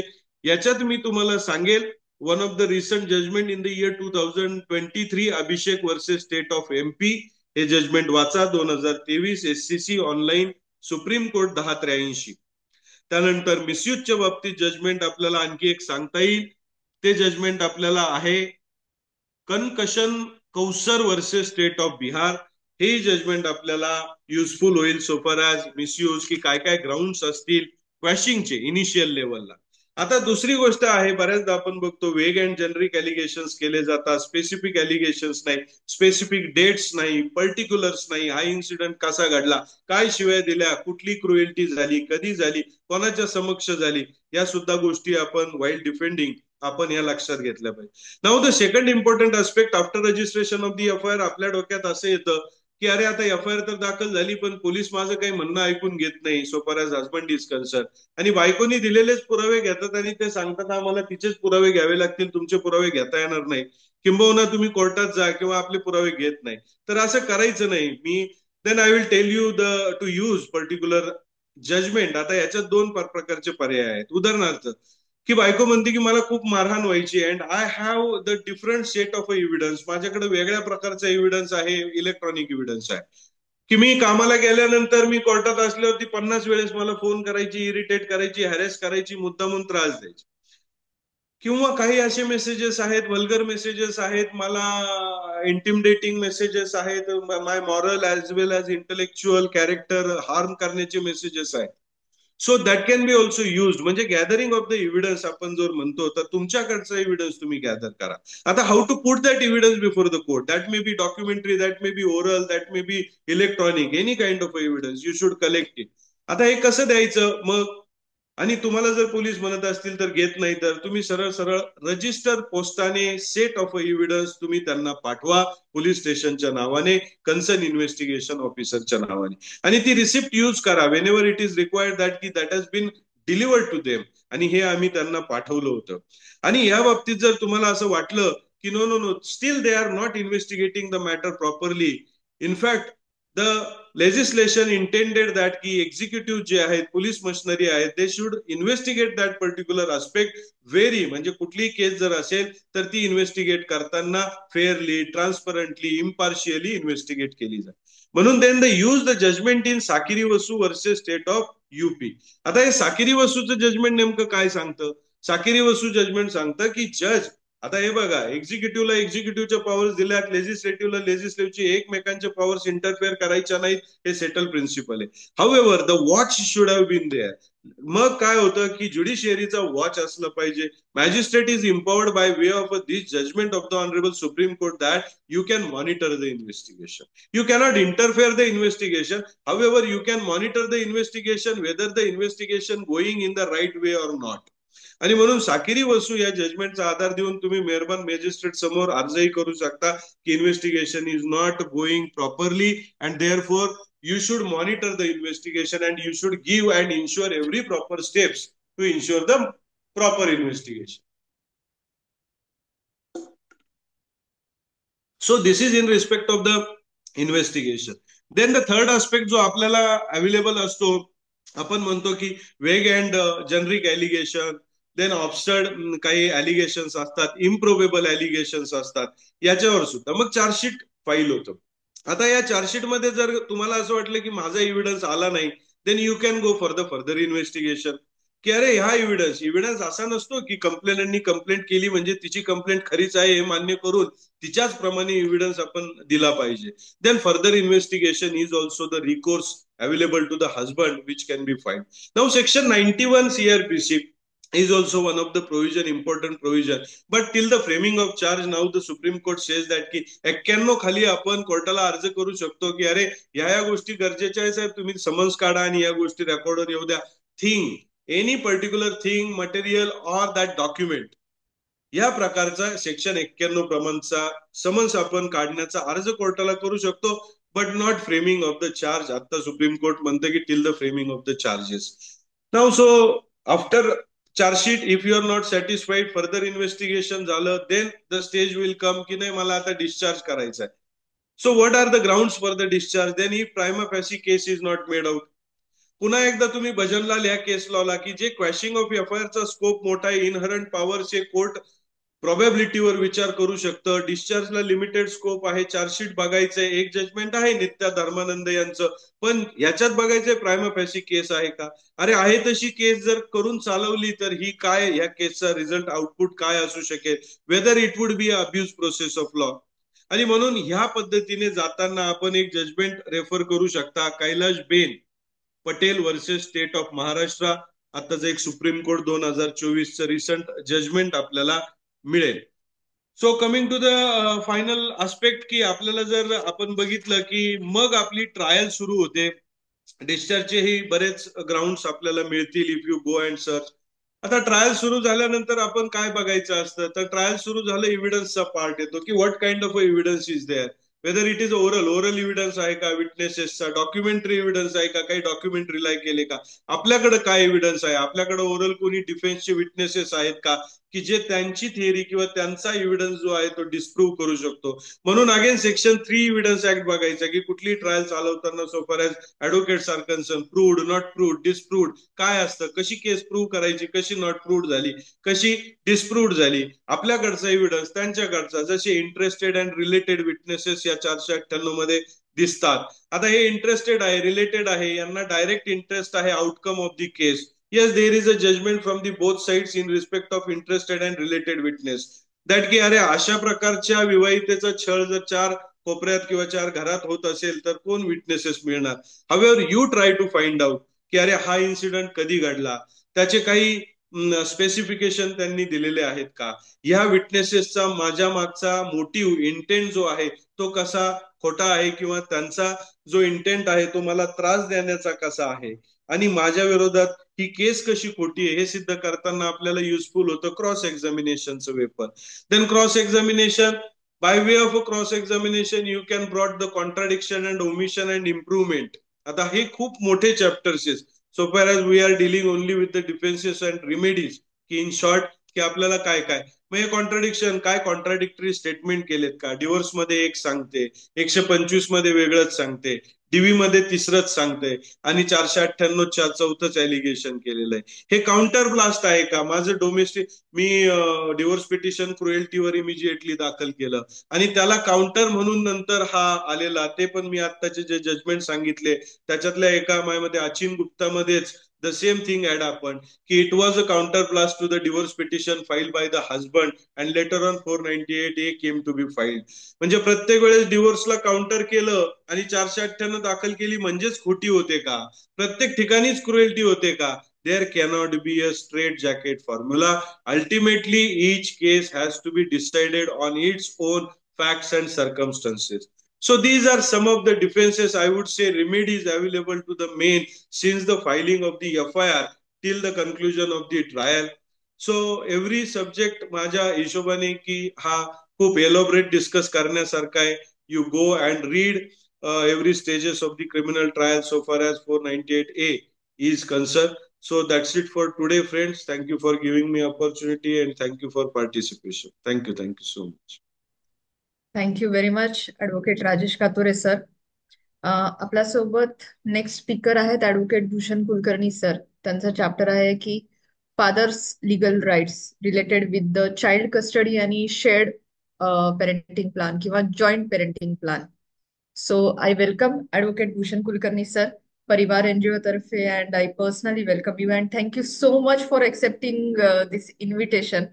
की या अशा वेगळ्या चाइल्ड कस्टडीशी रिलेटेड फादर्सचे जे राईट्स आहेत ते जाणून घेण्यासाठी आम्ही उत्सुक आहोत आणि बऱ्याच जणांना त्या गोष्टी माहिती देखील नसतील, तर त्याचा आम्हाला फायदाच होईल. इन शॉर्ट मी सरांचं इंट्रोडक्शन करते. Sir practices solely in the field of matrimonial law since the year 2011. He practices in the family court Pune, Mumbai, Solapur, other courts as well, where matrimonial cases go such as in criminal courts and civil courts. Mumbai, Solapur, Sambhajinagar, Bijapur, Kolhapur. Most importantly, I need to narrate that many of his articles relating to the child custody issues were published in the newspaper. So, sir, welcome again. And without wasting a single minute, I would hand over the mic to you. Thank you ma'am. First of all thank you परिवार NGO for inviting मी. आणि हा खूप छान topic आहे custody related to fathers. आता madam आता म्हणाला जसं आतापर्यंत इतक्या गोष्टी घडलेल्या आहेत कस्टडी आणि ऍक्सेस संदर्भात कोर्टामध्ये वेगवेगळ्या वेळी, आणि जेवढे सगळेजण फॅमिली कोर्टात प्रॅक्टिस करतात त्यांच्यासाठी मेंटेनन्स आणि कस्टडी हे दोन मेन केसची थोडीशी पिल्ल आहेत, आणि ती आपल्याला केस सुरू झाल्यापासून शेवटपर्यंत काही ना काही कारणाने येतच राहतात सारखी सारखी सारखी सारखी. तर त्याच्यात वडिलांच्या दृष्टीने जेव्हा आपण ऍक्सेस मागतो किंवा कस्टडी मागतो, तर साधारण फॅमिली कोर्ट जेव्हा पूर्वी आल्का टॉकीजला होतं त्याच दरम्यान एक सेशन घेत होतं खूप सुंदर, आणि त्या दरम्यान मुंबई उच्च न्यायालय आणि इतर हायकोर्टने सुद्धा मिळून एक पॅरेंटिंग गाईडलाईन्स बनवल्या होत्या. त्या मी परदेशी मॅडमना शेअर केल्याच आहेत, त्या सगळ्यांबरोबर शेअर करतील, आय थिंक केल्या पण असतील त्यांनी. शेअर केलं. राईट. सो आपण ह्या सगळ्या ज्या गाईडलाईन्स आहेत हायकोर्टाने दिलेल्या, तर त्याचा उपयोग करून घेतला पाहिजे वाईल मेकिंग अन ऍप्लिकेशन. आता आपण काय काय मागू शकतो कोर्टाकडून? बाप म्हणून जेव्हा आपण ऍक्सेस मागायला जातो तेव्हा काय काय मागतो? तर सर्वप्रथम ज्या काही सुट्ट्या असतात, मग ती दिवाळीची सुट्टी असेल, उन्हाळ्याची सुट्टी असेल, क्रिसमस वेकेशन असतील, कधी कधी काही शाळांमध्ये होळीची सुट्टी असते, तर कधी कधी म्हणजे आता शाळांचा जो पॅटर्न बदलतोय त्या नवीन पॅटर्न नुसार. Yes Rajendra sir, vegetation right पण मी एक्सप्लेन करतो नक्की. जसं जसं काळ बदलत गेला तसं सुट्ट्यांचा फॉर्मॅट सुद्धा बदलला शाळांचा. आणि पूर्वी म्हणजे आपल्या लहानपणी जेव्हा फक्त उन्हाळ्याची एकच सुट्टी असायची, त्याच्याऐवजी आता उन्हाळ्याच्या पण 2 सुट्ट्या विभागल्या गेल्या. 1 महिना आधी सुट्टी असते, मग शाळा असते, आणि मग परत 1 महिना सुट्टी असते. So every vacation is little bit different now as per times. पण आपण काय काय करू शकतो? तर आपण ज्या ज्या सुट्ट्या असतील, मग मेजर सुट्ट्या असतील किंवा सिंगल डे सुट्ट्या असतील, त्या सर्व सुट्ट्यांबद्दल ऍक्सेस मागू शकतो आणि आपल्याला त्याच्यातला 50% ऍक्सेस मागण्याचा अधिकार आहे. आणि सगळ्यात मुळात महत्वाचं समजून घेतलं पाहिजे की हा अधिकार वडिलांचा नसून पाल्याचा आहे. कुठल्याही मुलाला त्याच्या आई आणि वडिलांबरोबर वेळ घालवण्याचा हक्क हा खूप मोठा हक्क आहे आणि दोघांचाही वेळ त्याला मिळालाच पाहिजे. आणि त्याच्यामुळे हा जो व्हिजिटेशन आणि ऍक्सेस हा जो ऍस्पेक्ट आहे, हा चाइल्ड सेंट्रिक आहे दॅन पेरेंट सेंट्रिक. बऱ्याचदा कोर्टामध्ये असं होतं की पती आणि पत्नी भांडत असताना आई आणि वडील म्हणून न भांडता पती आणि पत्नी म्हणूनच भांडत राहतात आणि त्या मुलांची अननेसेसरीली फरफट होत राहते. अर्ज करत असताना आपण हे लक्षात घेतलं पाहिजे एकतर की मुलं शिकत असताना त्यांच्या शाळेमध्ये कशी सुट्टी आहे हे आधी पालक म्हणून आपण समजून घेतलं पाहिजे. आणि आपल्याला आधी माहिती पाहिजे, आता प्रत्येक शाळेमध्ये कॅलेंडर आधीच पब्लिश केलेलं असतं. जर तुम्हाला तो ऍक्सेस नसेल शाळेमध्ये मिळालेला, तो you have that opportunity to apply to the court for a permission to get that access. कारण पालक म्हणून तुमची जबाबदारी आहे मुलगा शाळेत कसा परफॉर्म करतो, त्याला शाळेला सुट्ट्या कधी असतात, शाळेच्या परीक्षा कधी असतात, आणि अभ्यासक्रम कसा आहे, आणि मुलाचा शाळेतला परफॉर्मन्स कसा आहे.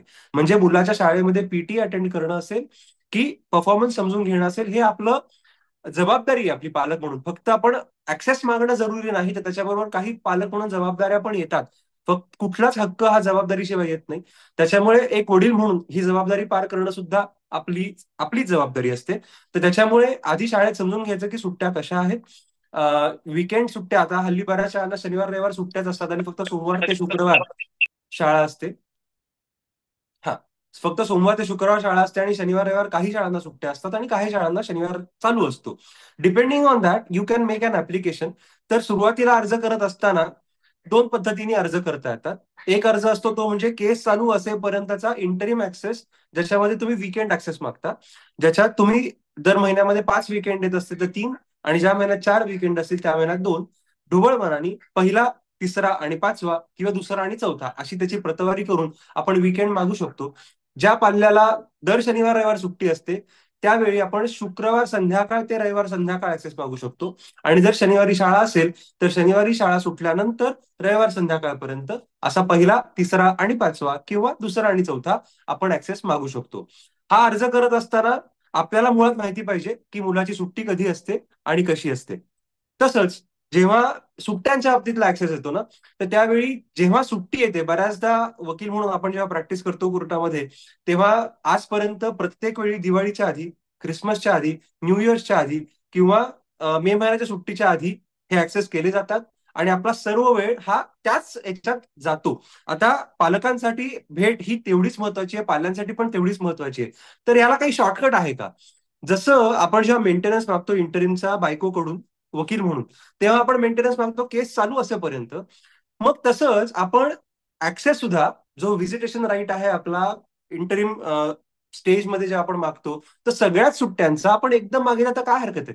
म्हणजे जेव्हा आपण अर्ज दाखल करतो तेव्हाच गृहीत धरून की ही केस साधारणपणे पुढची 3 वर्ष, 4 वर्ष, 5 वर्ष चालणार आहे, एकच अर्ज दाखल केला आणि त्याच्यामध्ये सर्व सुट्ट्या असतील, क्रिसमस असेल, दिवाळी असेल, मे महिन्याची सुट्टी असेल म्हणजे उन्हाळी सुट्टी असेल, की अजून होळीची सुट्टी असेल किंवा इतर कुठल्या सुट्ट्या असतील, तर अशा अर्जांमध्ये आपण जर कायमचा पहिल्या हाफ म्हणजे what ever vacation duration is, may it be 30 days, 15 days, 60 days, first half of the vacation जर तुम्ही मागितली सुट्टी किंवा सेकंड हाफ डिपेंडिंग ऑन तुमचा पण कन्व्हिनियन्स, तर भविष्यामधल्या सगळ्या सुट्ट्यांचे अर्ज आपण एकदाच करू शकतो, जेणेकरून सारखे सारखे ते अर्ज करून केसचं ड्युरेशन वाढतं.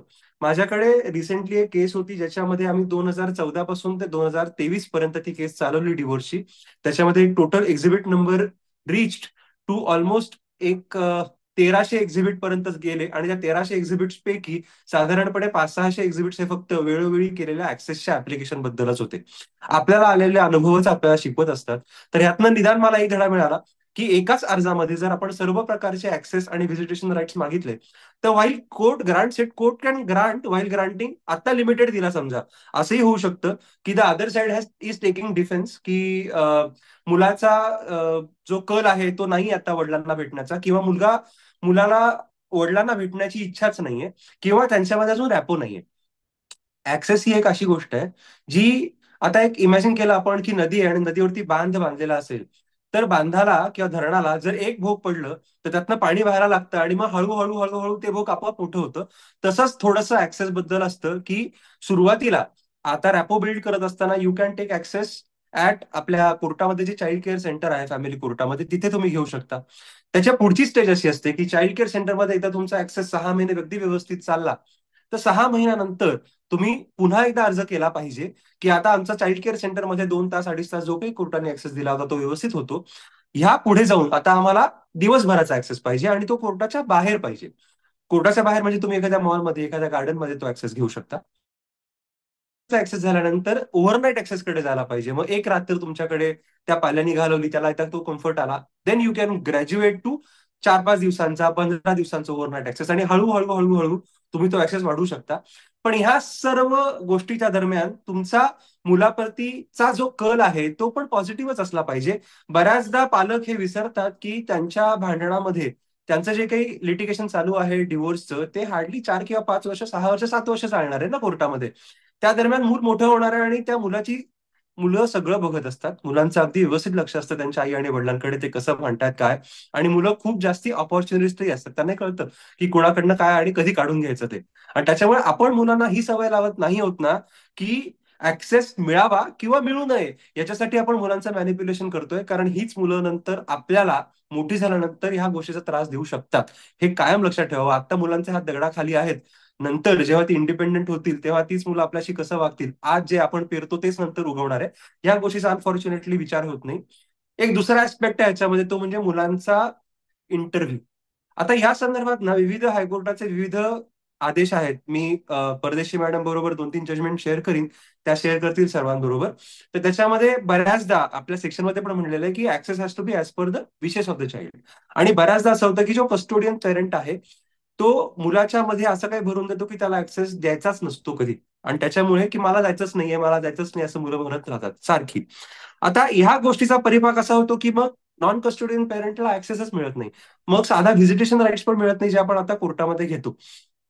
त्याच्यासाठी काय करायला पाहिजे, सर्वप्रथम इंटरव्ह्यूच्या आधी आपण कोर्टाला अशी विनंती केली पाहिजे की आम्हाला एक 10-15 मिनिट मुलाशी बोलू द्या.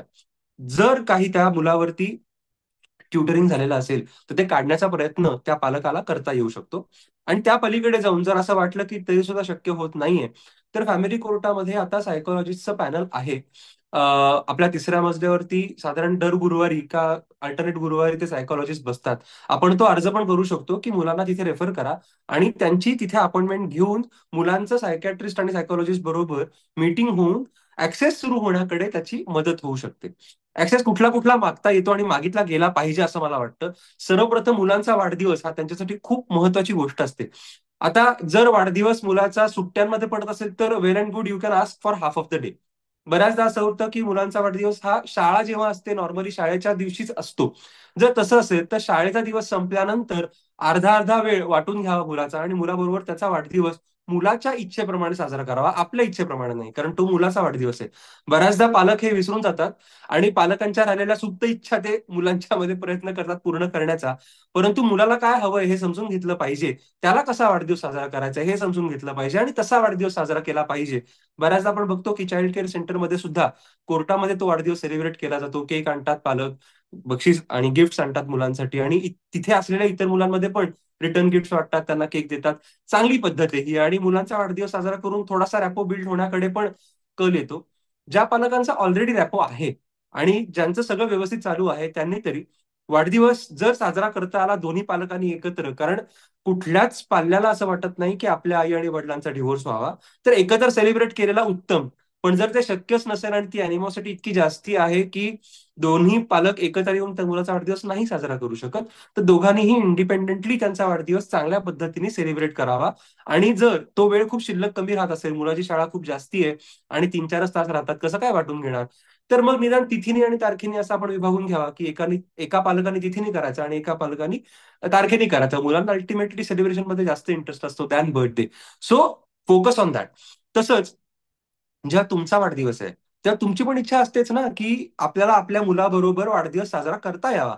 तर आपण तसाही अर्ज करू शकतो की आज माझा वाढदिवस आहे, मला माझ्या मुलाबरोबर वेळ घालवण्याची इच्छा आहे, मला माझ्या वाढदिवसासाठी 3 तास का होईना मूल मिळावं. आणि तसंच वीकडेज मध्ये सुद्धा आपण ऍक्सेस मागू शकतो. जरी मुलाची शाळा असली तरी सुद्धा, जरी मुलाचे क्लासेस असले तरी सुद्धा 1-2 तास आपण मुलाबरोबर घालवू शकतो. ऍक्सेस म्हणजे जे आपण टेम्पररी व्हिजिटेशन म्हणतो ते मागत असताना वीकेंड ऍक्सेस मागतानाच आपण टेलिफोनिक ऍक्सेस सुद्धा मागू शकतो की मला मुलाशी आठवड्यातून 2दा फोनवरती बोलायचंय किंवा व्हिडिओवरती बोलायचंय की कसा चाललाय तुझा आठवडा, तुझं आयुष्य कसं आहे, शाळा काही त्रास तर होत नाहीये ना, अभ्यासक्रम बरोबर चाललाय ना, मित्रांबरोबर काय काय मजा करतोयस, हे सगळं समजून घेण्यासाठी आपण व्हिडिओ कॉल करू शकतो आणि त्याची सुद्धा परमिशन आपण मागू शकतो. सो अपार्ट फ्रॉम आपण फोकस काय करतो बऱ्याचदा की फक्त आपल्याला वीकेंडच मिळणार आहे, तर तसं नाहीये. ते गाईडलाईन्स जर तुम्ही वाचलेत व्यवस्थित तर त्या गाईडलाईन्स मध्ये weekdays access, telephonic access, video access, weekend access, vacation access सगळं दिलेलं आहे. तसंच कधी कधी आपण बघतो की महिन्यामध्ये साधारणपणे जे काही आपले सण असतात त्या सणांव्यतिरिक्त सुद्धा कधी कधी एक एक दिवसाच्या सुट्ट्या असतात. त्या एक एक दिवसाच्या सुट्ट्या सुद्धा वाटून घेऊ शकता येतात. म्हणजे साधारणपणे जर एकाच शहरात राहत असतील आई आणि वडील आणि फार लांब नसेल राहत, तर एका दिवसाची सुट्टी सुद्धा साधारणपणे एका दिवसाची सुट्टी साधारण 50 असतील एका वर्षामध्ये, तर 25 सुट्ट्या एका पालकाला आणि 25 सुट्ट्या दुसऱ्या पालकाला अशा सुद्धा मागून घेता येऊ शकतात. आपण जेवढं मागू तेवढं आपल्याला मिळणार आहे. आणि जसं मी म्हणलं की धरण येते, एक छिद्र पडलं तर ते मोठं मोठं होत जातं. तसंच आहे की ऍक्सेसमध्ये मुलांच्या ऍक्टिव्हिटीजमध्ये इंटरेस्ट घेतलेला मुलांना आवडतो. तसंच जेव्हा गॅदरिंग असतं शाळेमध्ये मुलांचं, त्या गॅदरिंगला पालकांनी अटेंड करावं. आणि जर तुम्हाला माहिती नसेल तर तुम्ही कोर्टातर्फे अर्ज करून ती माहिती मागू शकता ना, ज्या पाल्याकडे म्हणजे ज्याच्याकडे अधिकार आहे, पालक कायम कस्टोडियन पेरेंट आहे ज्याच्याकडे पाल्य राहतोय, तर त्या पाल्याकडे आपण ही इन्फॉर्मेशन मागूच शकतो की मुलाला मार्क किती मिळाले, म्हणजे what information they have to share. एकतर मुलाच्या शाळेतला परफॉर्मन्स कसा आहे, गॅदरिंग कधी आहे मुलाचं, पीटीए कधी आहे, आणि शाळेमध्ये शाळेची काही अपेक्षा असेल पालकांकडून तर ती काय. तसंच जेव्हा जेव्हा आपल्याला ऍक्सेस मिळतो, वीकेंड ऍक्सेस असेल, व्हेकेशन ऍक्सेस असेल, जर होमवर्क दिलेला असेल ना तर तो पूर्ण करण्याची जबाबदारी सुद्धा त्या ऍक्सेस बरोबर येते. जरुरी नाही की आपल्याकडे पाल्य फक्त विकेंडलाच येतोय तर आपण फक्त पाल्याबरोबर बसून गेमच खेळायचे किंवा मज्जाच करायची. अभ्यासही घ्यावा लागतो. आणि तो अभ्यास घेणं म्हणजे जर तुम्ही ती तयारी दाखवली की हा मला अभ्यास घ्यायची पण तयारी आहे, तर कोर्ट सुद्धा तशा पद्धतीने आपल्याला ऍक्सेस देऊ शकतं. आणि हे सगळं प्लिडिंग जर आपण अर्जातच केलेलं असेल तर it becomes easier for the other parent also to understand. तसंच बऱ्याचदा मी असं बघितलंय की पालकांना कल असा वाढत चाललेला आहे की जेव्हा तुमच्याकडे पाल्य येतो तेव्हा त्याचे फोटो काढायचे, व्हिडिओ काढायचे आणि रेकॉर्डिंग करून ठेवायचं आणि समोरच्या पालकाविषयी मत काय आहे ते जाणून घ्यायचं. मुळात ऍक्सेस हा पालकांचा चांगल्या पद्धतीने मुलाबरोबर वेळ घालवावा याच्यासाठी दिलेला आहे. आपलं जे केसचं भांडण आहे ते वेगळं आहे आणि ऍक्सेस आहे ह्याचं कारण वेगळं आहे. आणि त्या दोन्हीचं मिक्सिंग होतं कारण आई वडील म्हणून ऍक्सेस न घेता नवरा बायको म्हणून ऍक्सेस घेतला जातो.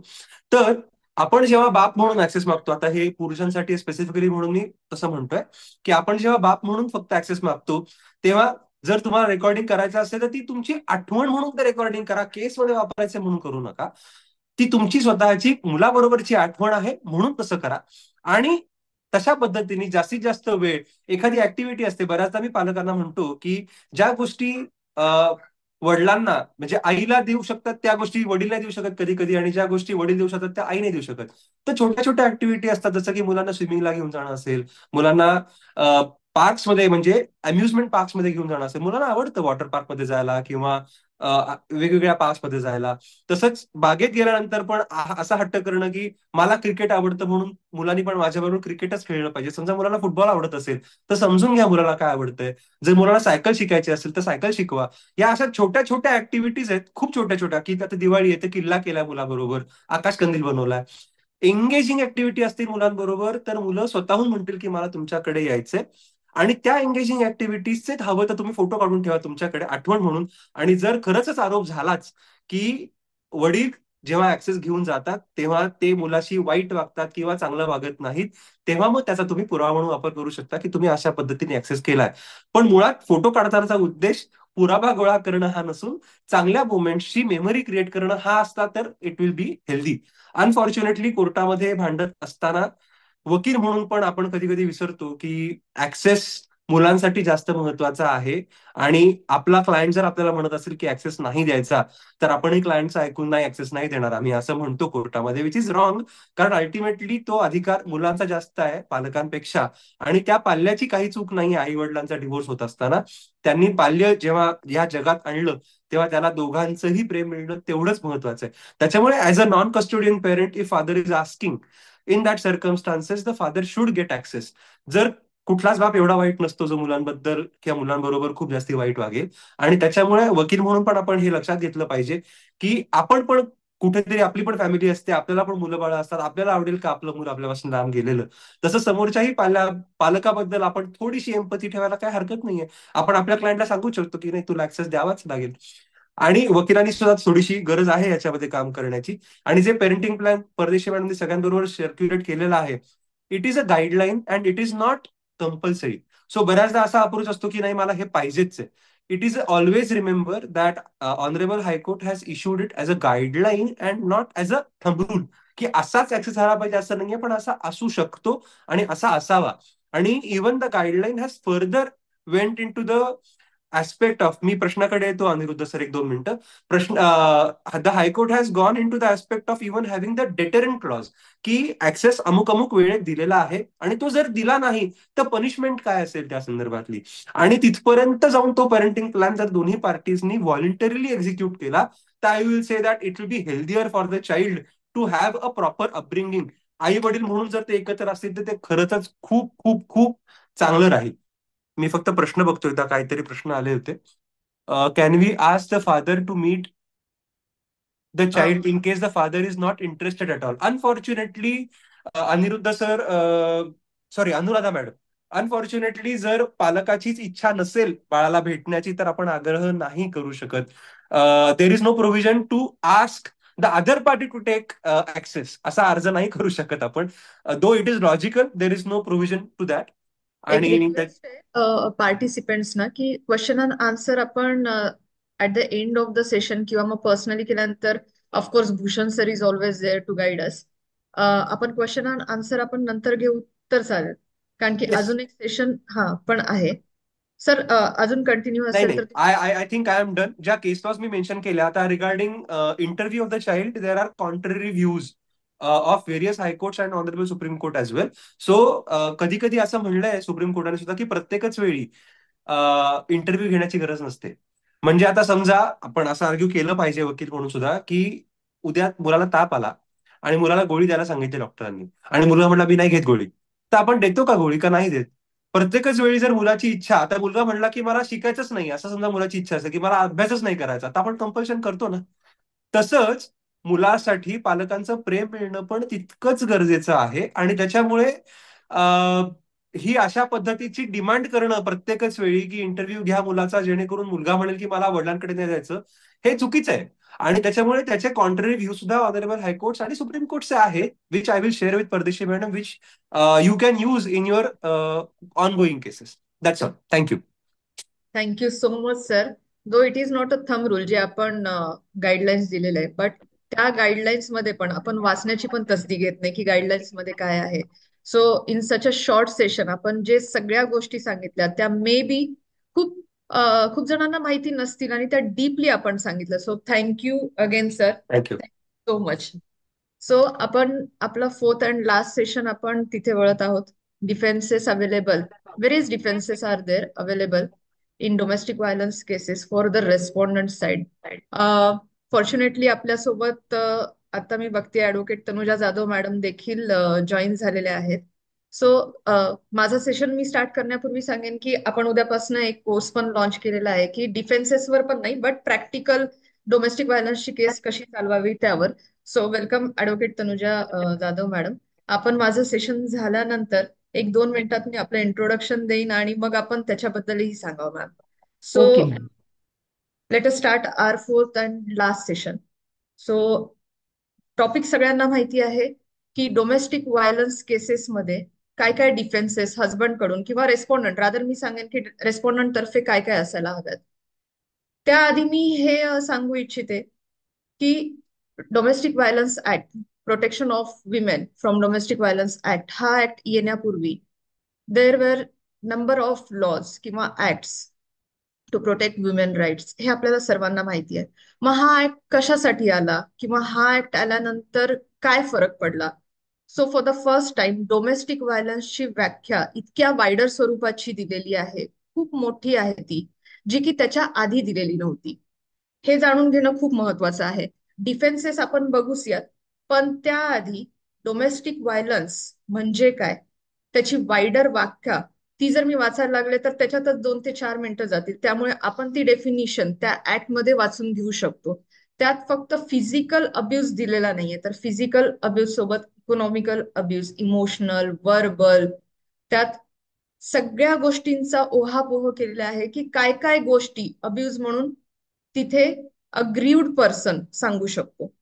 जेव्हा हा ऍक्ट आला, मला हे सांगायचं की जेव्हा हा ऍक्ट आला तेव्हा काही मेन्स ऑर्गनायझेशन जे होते त्यांनी या ऍक्टचा विरोध केला होता, हे सांगून की फिमेल किंवा विमेन याचा दुरुपयोग करू शकतात. आणि काही अंशी आपण पण बघतो की या ऍक्ट खाली काही दुरुपयोग करून खोट्या केसेस देखील दाखल होत असतात, हे आपण पाहत असतो.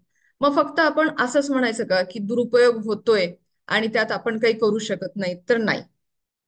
डोमेस्टिक व्हायलन्स मध्ये पण आपल्याला हे जाणून घेणं खूप महत्वाचं आहे की आपल्यासाठी जर डिफेन्सेस अवेलेबल आहेत आणि आपल्याला कळतंय की वाईफनी किंवा अग्रीव्ड पर्सननी ही केस खोटी दाखल केलेली आहे, तर आपल्याकडे काय काय वेपन्स नाही म्हणू शकणार, पण डिफेन्स काय काय अवेलेबल आहे हे जर आपल्याला माहितीच नसेल, तर आपण फक्त रडत बसू की बाबा आपल्याला डिफेन्स अवेलेबलच नाहीयेत आणि मेअर डिनायल देऊन आपण आपली केस चालवतो. आणि नंतर कधीतरी कळतं की या गोष्टी माझ्याकडे होत्या पण मी त्या करू शकलो नाही किंवा करू शकले नाही. So before starting the session on defence किंवा ग्राउंड्स, मला हे सांगायचं आहे की आपल्यापैकी किती जणांना हे माहितीये की डोमेस्टिक व्हायलन्सची केस, अख्खी केस डिसमिस पण होऊ शकते, रिजेक्ट पण होऊ शकते.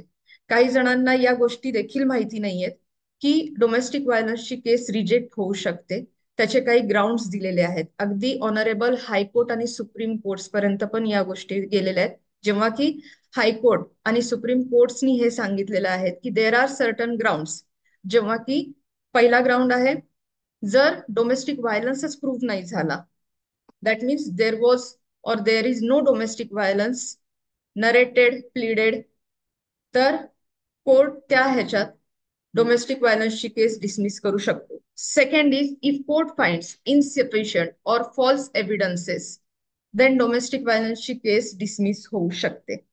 अगेन अजून एक थर्ड ग्राउंड खूप महत्वाचं आहे, जे की मी केस लॉ सांगते, doctor P Padmanathan versus V Monica मध्ये सांगितलेलं आहे की if it is found that it is sheer abuse of process of law, जर सरते शेवटी जर कळालं की हे abusing of process of law, कायद्याचा दुरुपयोग करण्यासाठी ही केस दाखल केलेली आहे, तरी देखील डोमेस्टिक व्हायलन्सची केस डिसमिस होऊ शकते. तर सगळ्यात आधी आपल्याला डिफेन्सला जाण्यापूर्वी आपल्याला काय लक्षात यायला पाहिजे की ही डोमेस्टिक व्हायलन्सची केसच जर आपण डिस्प्रूव्ह करू शकलो, तर आपला डिफेन्स आपण तसा नरेट करू शकतो. त्यासाठी सगळ्यात आधी, आता आपण सगळे लॉयर्स आहोत किंवा पार्टी इन पर्सन जर कोणी जॉईन झालेलं असेल तर त्यांना माहितीये की अग्रीव्ड पर्सन म्हटलं तर कोण किंवा डोमेस्टिक व्हायलन्स म्हणजे काय. बट इन शॉर्ट मला इथे सांगणं खूप महत्वाचं आहे डिफेन्स सांगण्याआधी की अग्रीव्ड पर्सन जी डेफिनिशन मध्ये दिलेलं आहे section 2A of the said act, PWDV act, काय सांगितलेलं आहे? Aggrieved person means any woman who is or has been in first most important thing बघा, domestic relationship with the respondent and who alleges to have been subjected to any act of domestic violence by the respondent. म्हणजे काय आहे, तुम्हाला defence narrate करण्यासाठी सगळ्यात आधी तर domestic relationship म्हणजे काय हे जाणून घेणं महत्वाचं आहे, रेस्पॉन्डंट म्हणजे काय हे जाणून घेणं महत्वाचं आहे. आता मी डिफेन्सवर येते. डोमेस्टिक रिलेशनशिप जेव्हा आपण तो ग्राउंड घेतोय की there was no domestic relationship, त्यासाठी आपल्याला काय जाणून घ्यावं लागणार आहे? डोमेस्टिक रिलेशनशिपची definition section 2F of the said act. This is a relationship between two persons who live or have at any point of time lived together in a shared household when they are related by so and so पुढच्या गोष्टी आहेत. आता इथे तिसरी गोष्ट महत्वाची डिफेन्ससाठी येते, shared household. म्हणजे पहिली गोष्ट आपल्याला हे बघावं लागेल डोमेस्टिक रिलेशनशिप, मग रेस्पॉन्डंट म्हणजे काय, आणि आता आहे शेअर्ड हाऊसहोल्ड. तर फर्स्ट आपला डिफेन्स काय असायला पाहिजे कधीही, की there was no domestic relationship. काही प्लिडिंग्स मध्ये मी हे बघितलेलं आहे की वाईफ बरेचसे रेस्पॉन्डंट्स ऍड करते, रिलेटिव्ह ऍड करते, जे की कधीच सोबत राहिलेले नसतात, पण फक्त हॅरॅसमेंट करण्यासाठी किंवा मग प्लिडिंग करण्यासाठी त्यांनी त्यांचं नाव एनकॉर्पोरेट केलेलं असतं ऍज अ रेस्पॉन्डंट. त्यामध्ये प्लिडिंग्स मध्ये इतके लॅक्युनाज असतात की त्याच्यात कधीही लिहिलेलं नसतं, कुठेही लिहिलेलं नसतं रादर, की शेअर्ड हाऊस होल्ड मध्ये आम्ही राहिलेलो आहोत किंवा ही आमची डोमेस्टिक रिलेशनशिप होती. तर त्यामुळे फर्स्ट ग्राउंड आपला हा असायला पाहिजे प्लिडिंग्सनुसार, केसनुसार, की there was no domestic relationship. त्यानंतर जर शेअर्ड हाऊसहोल्ड जर शेअर केलेला नसेल एका छताखाली, आता शेअर हाऊसहोल्डची डेफिनेशन तुम्हाला त्यासाठी बघावी लागेल, जी की दिलेली आहे सेक्शन 2S मध्ये. शेअर्ड हाऊसहोल्ड म्हणजे काय? Shared household means a household where the person aggrieved lives or at any stage has lived in a domestic relationship either singly or along with the respondent. Respondent सोबत राहणं खूप महत्वाचं आहे and include such a household whether owned or tenanted, या पुढच्या गोष्टी आहेत.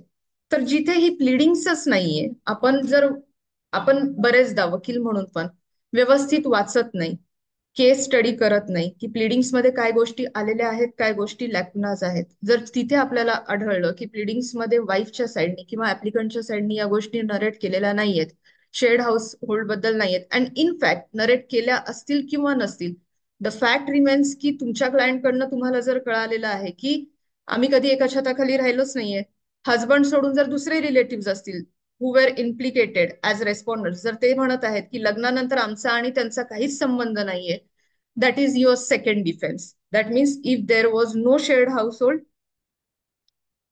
living together, तर हा तुमचा नेक्स्ट डिफेन्स असू शकतो. त्यानंतर थर्ड डिफेन्स असा असू शकतो, इन मेनी हायकोर्ट जजमेंट्स असं सांगितलेलं आहे की if there is no specific incidence narrated by the aggrieved person, it means की बाबा वेग ॲलिगेशन्स केलेले आहेत, जस्ट रिलेटिव्ह बद्दल, हजबंड बद्दल फक्त वेग सांगितलेले आहे, अख्ख्या पूर्ण पिटिशन मध्ये, ऍप्लिकेशन मध्ये जस्ट वेग ॲलिगेशन सांगितलेले आहेत की हे झालं ते झालं. जसं की आपण पहिल्या सेशन मध्ये ऐकलं स्पीकरचं, की आपण जेव्हा ऍप्लिकेशन ड्राफ्ट करत असतो अग्रीड पर्सन, तेव्हा जर तिथे त्यांनी लिहिलेलं नाहीये की कोणता इन्सिडन्स कधी झाला, नरेट केलेलं नाहीये, ते टाइम, डेट किंवा मग ड्युरेशन सांगितलेलं नाहीये, आणि जस्ट मोघम सगळं काही सांगितलेलं आहे, तर हायकोर्ट हेही सांगितलं की if there is no specific incidences or allegation then DV can be rejected. या सर्वांचे जे केस लॉज आहेत ते मी at the end of the session मी ते शेअर करते. पुढचं अजून एक महत्वाचं, काही ऍप्लिकेशन्स मध्ये डीव्हीच्या केसेसमध्ये आपण हे बघतो की फक्त एक किंवा दोन इन्सिडन्सेस नरेट केलं जातं अख्ख्या ऍप्लिकेशन मध्ये, अख्ख्या केसमध्ये.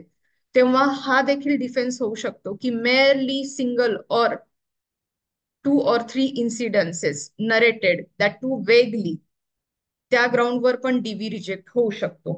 पुढे आपण येऊयात की मी जसं सांगितलं की just for the sake of harassment, जर एखाद्या स्त्रीने, अग्रीड पर्सनने 3, 4, 5, 6 असे सगळे रिलेटिव्हला इम्प्लिकेट केल्या ऍज अ रेस्पॉन्डंट, पण प्रत्येकाचा रोल, प्रत्येकाचा इथे खूप महत्वाचा आहे की प्रत्येकाचा रोल जर त्यांनी डिस्क्राईब केला नाही, त्या रोलमध्ये जर हे डिस्क्राईब केलेलं नाहीये की या कन्सर्न रेस्पॉन्डंट नंबर 1 मुळे मला काय काय त्रास झाला, कसा कसा झाला, रेस्पॉन्डंट नंबर 2 मुळे मला कसा कसा त्रास झाला, डोमेस्टिक व्हायलन्स कसं झालं, physical, economical, whatever abuse she is claiming, whatever relief she has prayed for, जर त्यांनी ते स्पेसिफिकली नसेल दिलं, that is also our defence. That time आपण हे म्हणू शकतो की बाकीच्या रिलेटिव्हला ज्यांचा ज्यांचा रोल स्पेसिफिकली नरेट नाही केलेला आहे, तर ते डिफेन्स असू शकतात आणि आपण म्हणू शकतो की त्यांचं नाव डिस्चार्ज करावं, डिलीट करावं म्हणून. नेक्स्ट आहे आपल्याकडे खूप महत्वाच्या गोष्टी आपण विसरून जातो, आपण सगळं ऍप्लिकेशन वाचतो, कंप्लेंट वाचतो, पण सरते शेवटी ज्युरिस्डिक्शन, जी की खूप महत्वाची गोष्ट आहे, की अपॉन विच क्लॉज किंवा ज्युरिस्डिक्शन, कोणत्या ह्याच्यावर यांनी ही कंप्लेंट दाखल केलेली आहे, कुठे दाखल केलेली आहे, या गोष्टी आपण सर्रास विसरून जातो. डोमेस्टिक व्हायलन्स ऍक्ट मध्ये ज्युरिस्डिक्शन दिलेलं आहे. बाकीच्या केसेस प्रमाणेच तुम्ही इथे पण, जिथे ती राहते किंवा तो राहतो, जिथे डोमेस्टिक व्हायलन्स झालेला आहे, बऱ्याच गोष्टी आहेत. पण कधी कधी आपण हे लक्षात घेतलं पाहिजे की काही काही अग्रीड पर्सन किंवा वाईफ कधी कधी ओकेजनली व्हिजिटला येतात कुठेतरी. समजा आई वडिलांच्या घरी, जर त्या समजा जर त्या राजस्थानला राहत आहेत, परमनंटली त्यांचा जॉब तिथेच आहे, आणि ओकेजनली त्या पुण्यात आलेल्या आहेत 1-2 दिवसांसाठी, आणि त्यांना त्रासच द्यायचा आहे नवऱ्याला किंवा रेस्पॉन्डंटला, आणि त्या 1-2 दिवसांच्या ह्याच्यात त्यांनी जर पुण्यात केस दाखल केली, ज्युरिस्डिक्शन बसेल का? तर ज्युरिस्डिक्शन अजिबात बसणार नाही. This is one of the most important defences we should understand, की या ज्युरिस्डिक्शनच्या क्लॉजवर खूपसे जजमेंट्स आहेत की ओकेजनल किंवा मग sudden visit does not amount to jurisdiction to file the DV cases. So this is one of the defences available for the respondent. तुम्ही इथे सांगू शकताय की ही कंप्लेंट किंवा ही केस दाखल करण्यासाठी या कोर्टाला ज्युरिस्डिक्शनच नाहीये, त्यामुळे ही डोमेस्टिक व्हायलन्सची केस रिजेक्ट व्हावी, डिसमिस व्हावी. आणि there are n number of judgements also. Next आहे, दोन गोष्टी आहेत, contradiction and the counter blast. आता बरेच वेळेस आपण हे बघतो की वाईफ 498 पण दाखल करते, डिवोर्स पण दाखल करते, 125 दाखल करते, बरेचसे कधी कधी रेस्टिट्यूशनचं पण दाखल करते, आणि डोमेस्टिक व्हायलन्सची केस पण दाखल करते. We have to go through with entire pleadings of all the cases. कुठे कुठे काय काय कॉन्ट्राडिक्शन्स आहेत हे आपल्याला बघायचंय. 498 मध्ये जर तिने वेगळंच काहीतरी सांगितलं असेल, 498 मध्ये सांगितलं असेल की 1 महिना आमचा संसार सुखाचा होता, त्यानंतर डावरीची आपल्याला डिमांड वगैरे सुरू झाली. डीव्ही मध्ये जर ती सांगते की पहिल्या दिवसापासूनच जर त्रास होता आणि तो सगळ्याच रेस्पॉन्डंट्स कडनं होता, हे कॉन्ट्राडिक्शन्स आपल्याला काढायचे, हे डिफेन्सेस आपल्याला फ्रेम करायचे. तिसरी महत्वाची गोष्ट याच्यातच, से फॉर एक्झाम्पल नवऱ्याने डिवोर्स दाखल केलेला आहे आणि त्याच्यानंतर काही काळाने वाईफनी त्यांच्या विरुद्ध डोमेस्टिक व्हायलन्सची केस केलेली आहे, तर according to the facts and circumstances you can take the defence, की हा एक काउंटर ब्लास्ट असू शकतो की मी डिवोर्स मागितलेला आहे, जर ती अडल्टरस लाईफ जगते. से फॉर एक्झाम्पल, आता काही केसेसमध्ये असं असतं की वाईफ अडल्टरस लाईफ जगतीये हे नवऱ्याला कळतं, त्यामुळे तो डिवोर्स फाईल करतो, तो सगळ्या फॅक्ट सर्कमस्टन्सेस मेन्शन करतो, पण त्याला फक्त काउंटर ब्लास्ट म्हणून 1 वर्ष 1.5 वर्षानंतर कुठेतरी डीव्ही फाईल होते. त्यावेळेस तुमचा डीव्ही मध्ये हा डिफेन्स असायला हवाय की या गोष्टी झाल्या होत्या, डिवोर्समध्ये या गोष्टी आल्या, इव्हिडन्सेस आल्या, आणि जर हे खरंच असतं, डोमेस्टिक व्हायलन्स जर खरंच झालं असतं, तर यांनी आधी का नाही केलं. त्यानंतर पुढचं डिफेन्स आहे, जसं मी म्हणाले की casual and occasional meets visits by relative who are implicated as respondents. बरेचसे जजमेंट्स परत आहेत जिथे की हे सांगितलेले आहे की रिलेटिव्ह जर ओकेजनली येत असतील, शेड हाऊस होल्ड असेल, जिथे ती अग्रीड पर्सन राहते त्यांच्या घरी असेल, 1-2 सणासुदीला आलेले असतील, नणंद असतील किंवा त्यांची मुलं असतील किंवा मग कोणीही रिलेटिव्ह असेल, तर त्या ह्याच्यामध्ये तुम्हाला हे प्रूव्ह करायचंय की आम्ही फक्त ओकेजनली भेट देण्यासाठी गेलो होतो, सणासुदीचं गेलो होतो. जर हे आपण प्रूव्ह केलं, that is the most important defences we are having, आणि आपल्याकडे हे सगळे इव्हिडन्स असतात, ते प्रॉपरली नरेट केले पाहिजेत. इथे सगळ्यात महत्वाचं मला हे सांगायचंय की आपण जनरली ही प्रॅक्टिस असते की डोमेस्टिक व्हायलन्स म्हटलं की रेस्पॉन्डंटच्या साईडनी फक्त डिनायल डिनायल डिनायल देत असतो, तर तसं नाही करायला हवंय. आपण डिनायल सोबत आपली केस, आपल्या क्लायंटची केस, हजबंडची, त्याच्या रिलेटिव्हची केस प्रॉपरली नरेट केली पाहिजे.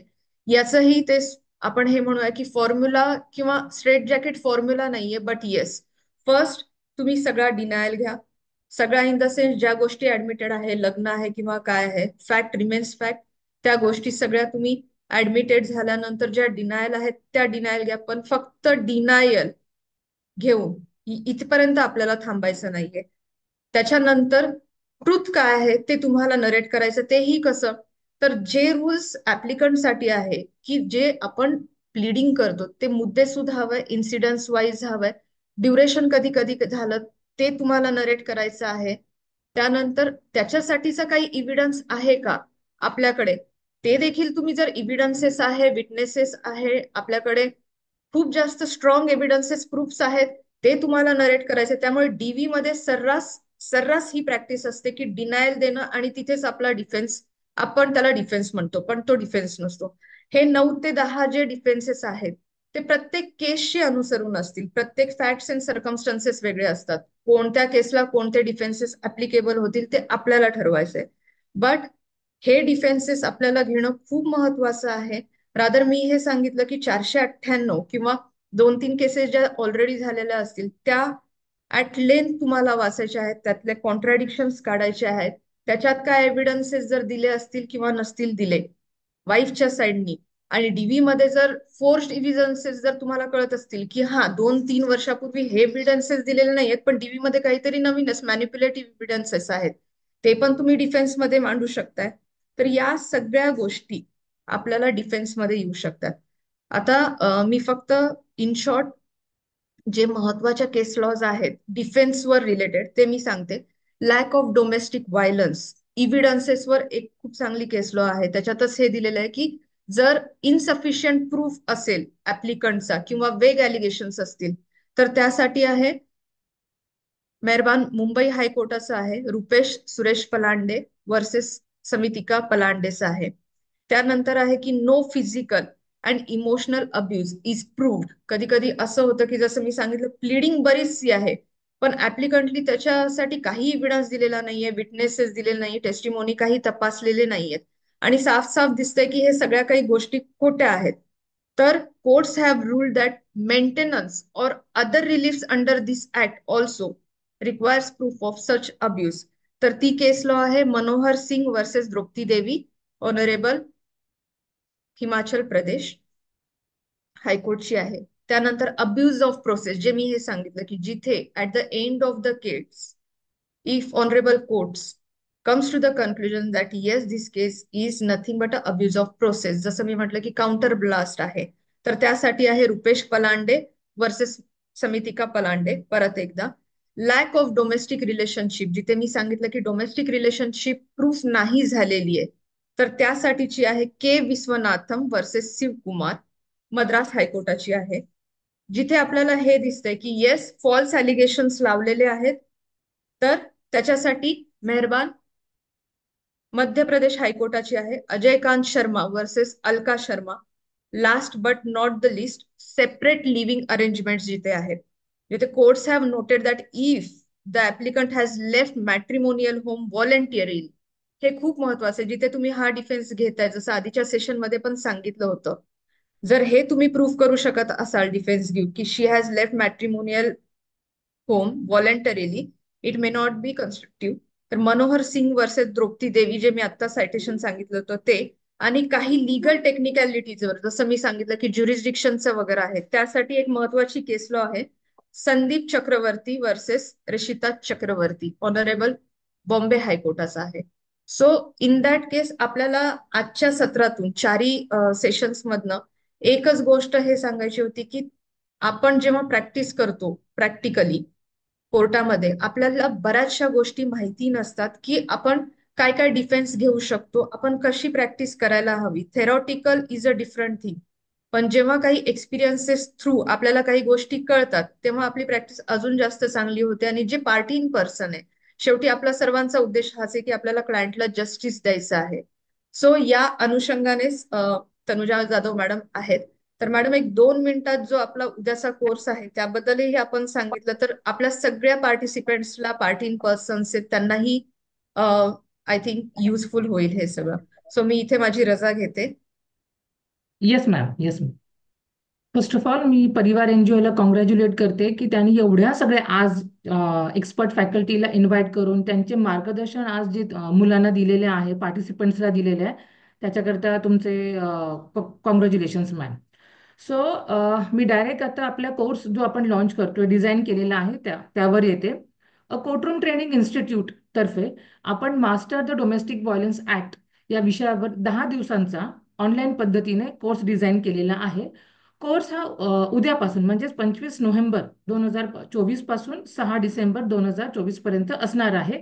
10 दिवसांचा कोर्स हा zoom live plus recorded video या फॉर्मॅटमध्ये असणार आहे. संध्याकाळी 8 ते 9 या वेळेला आपण हा कोर्स झूमवर घेणार आहोत.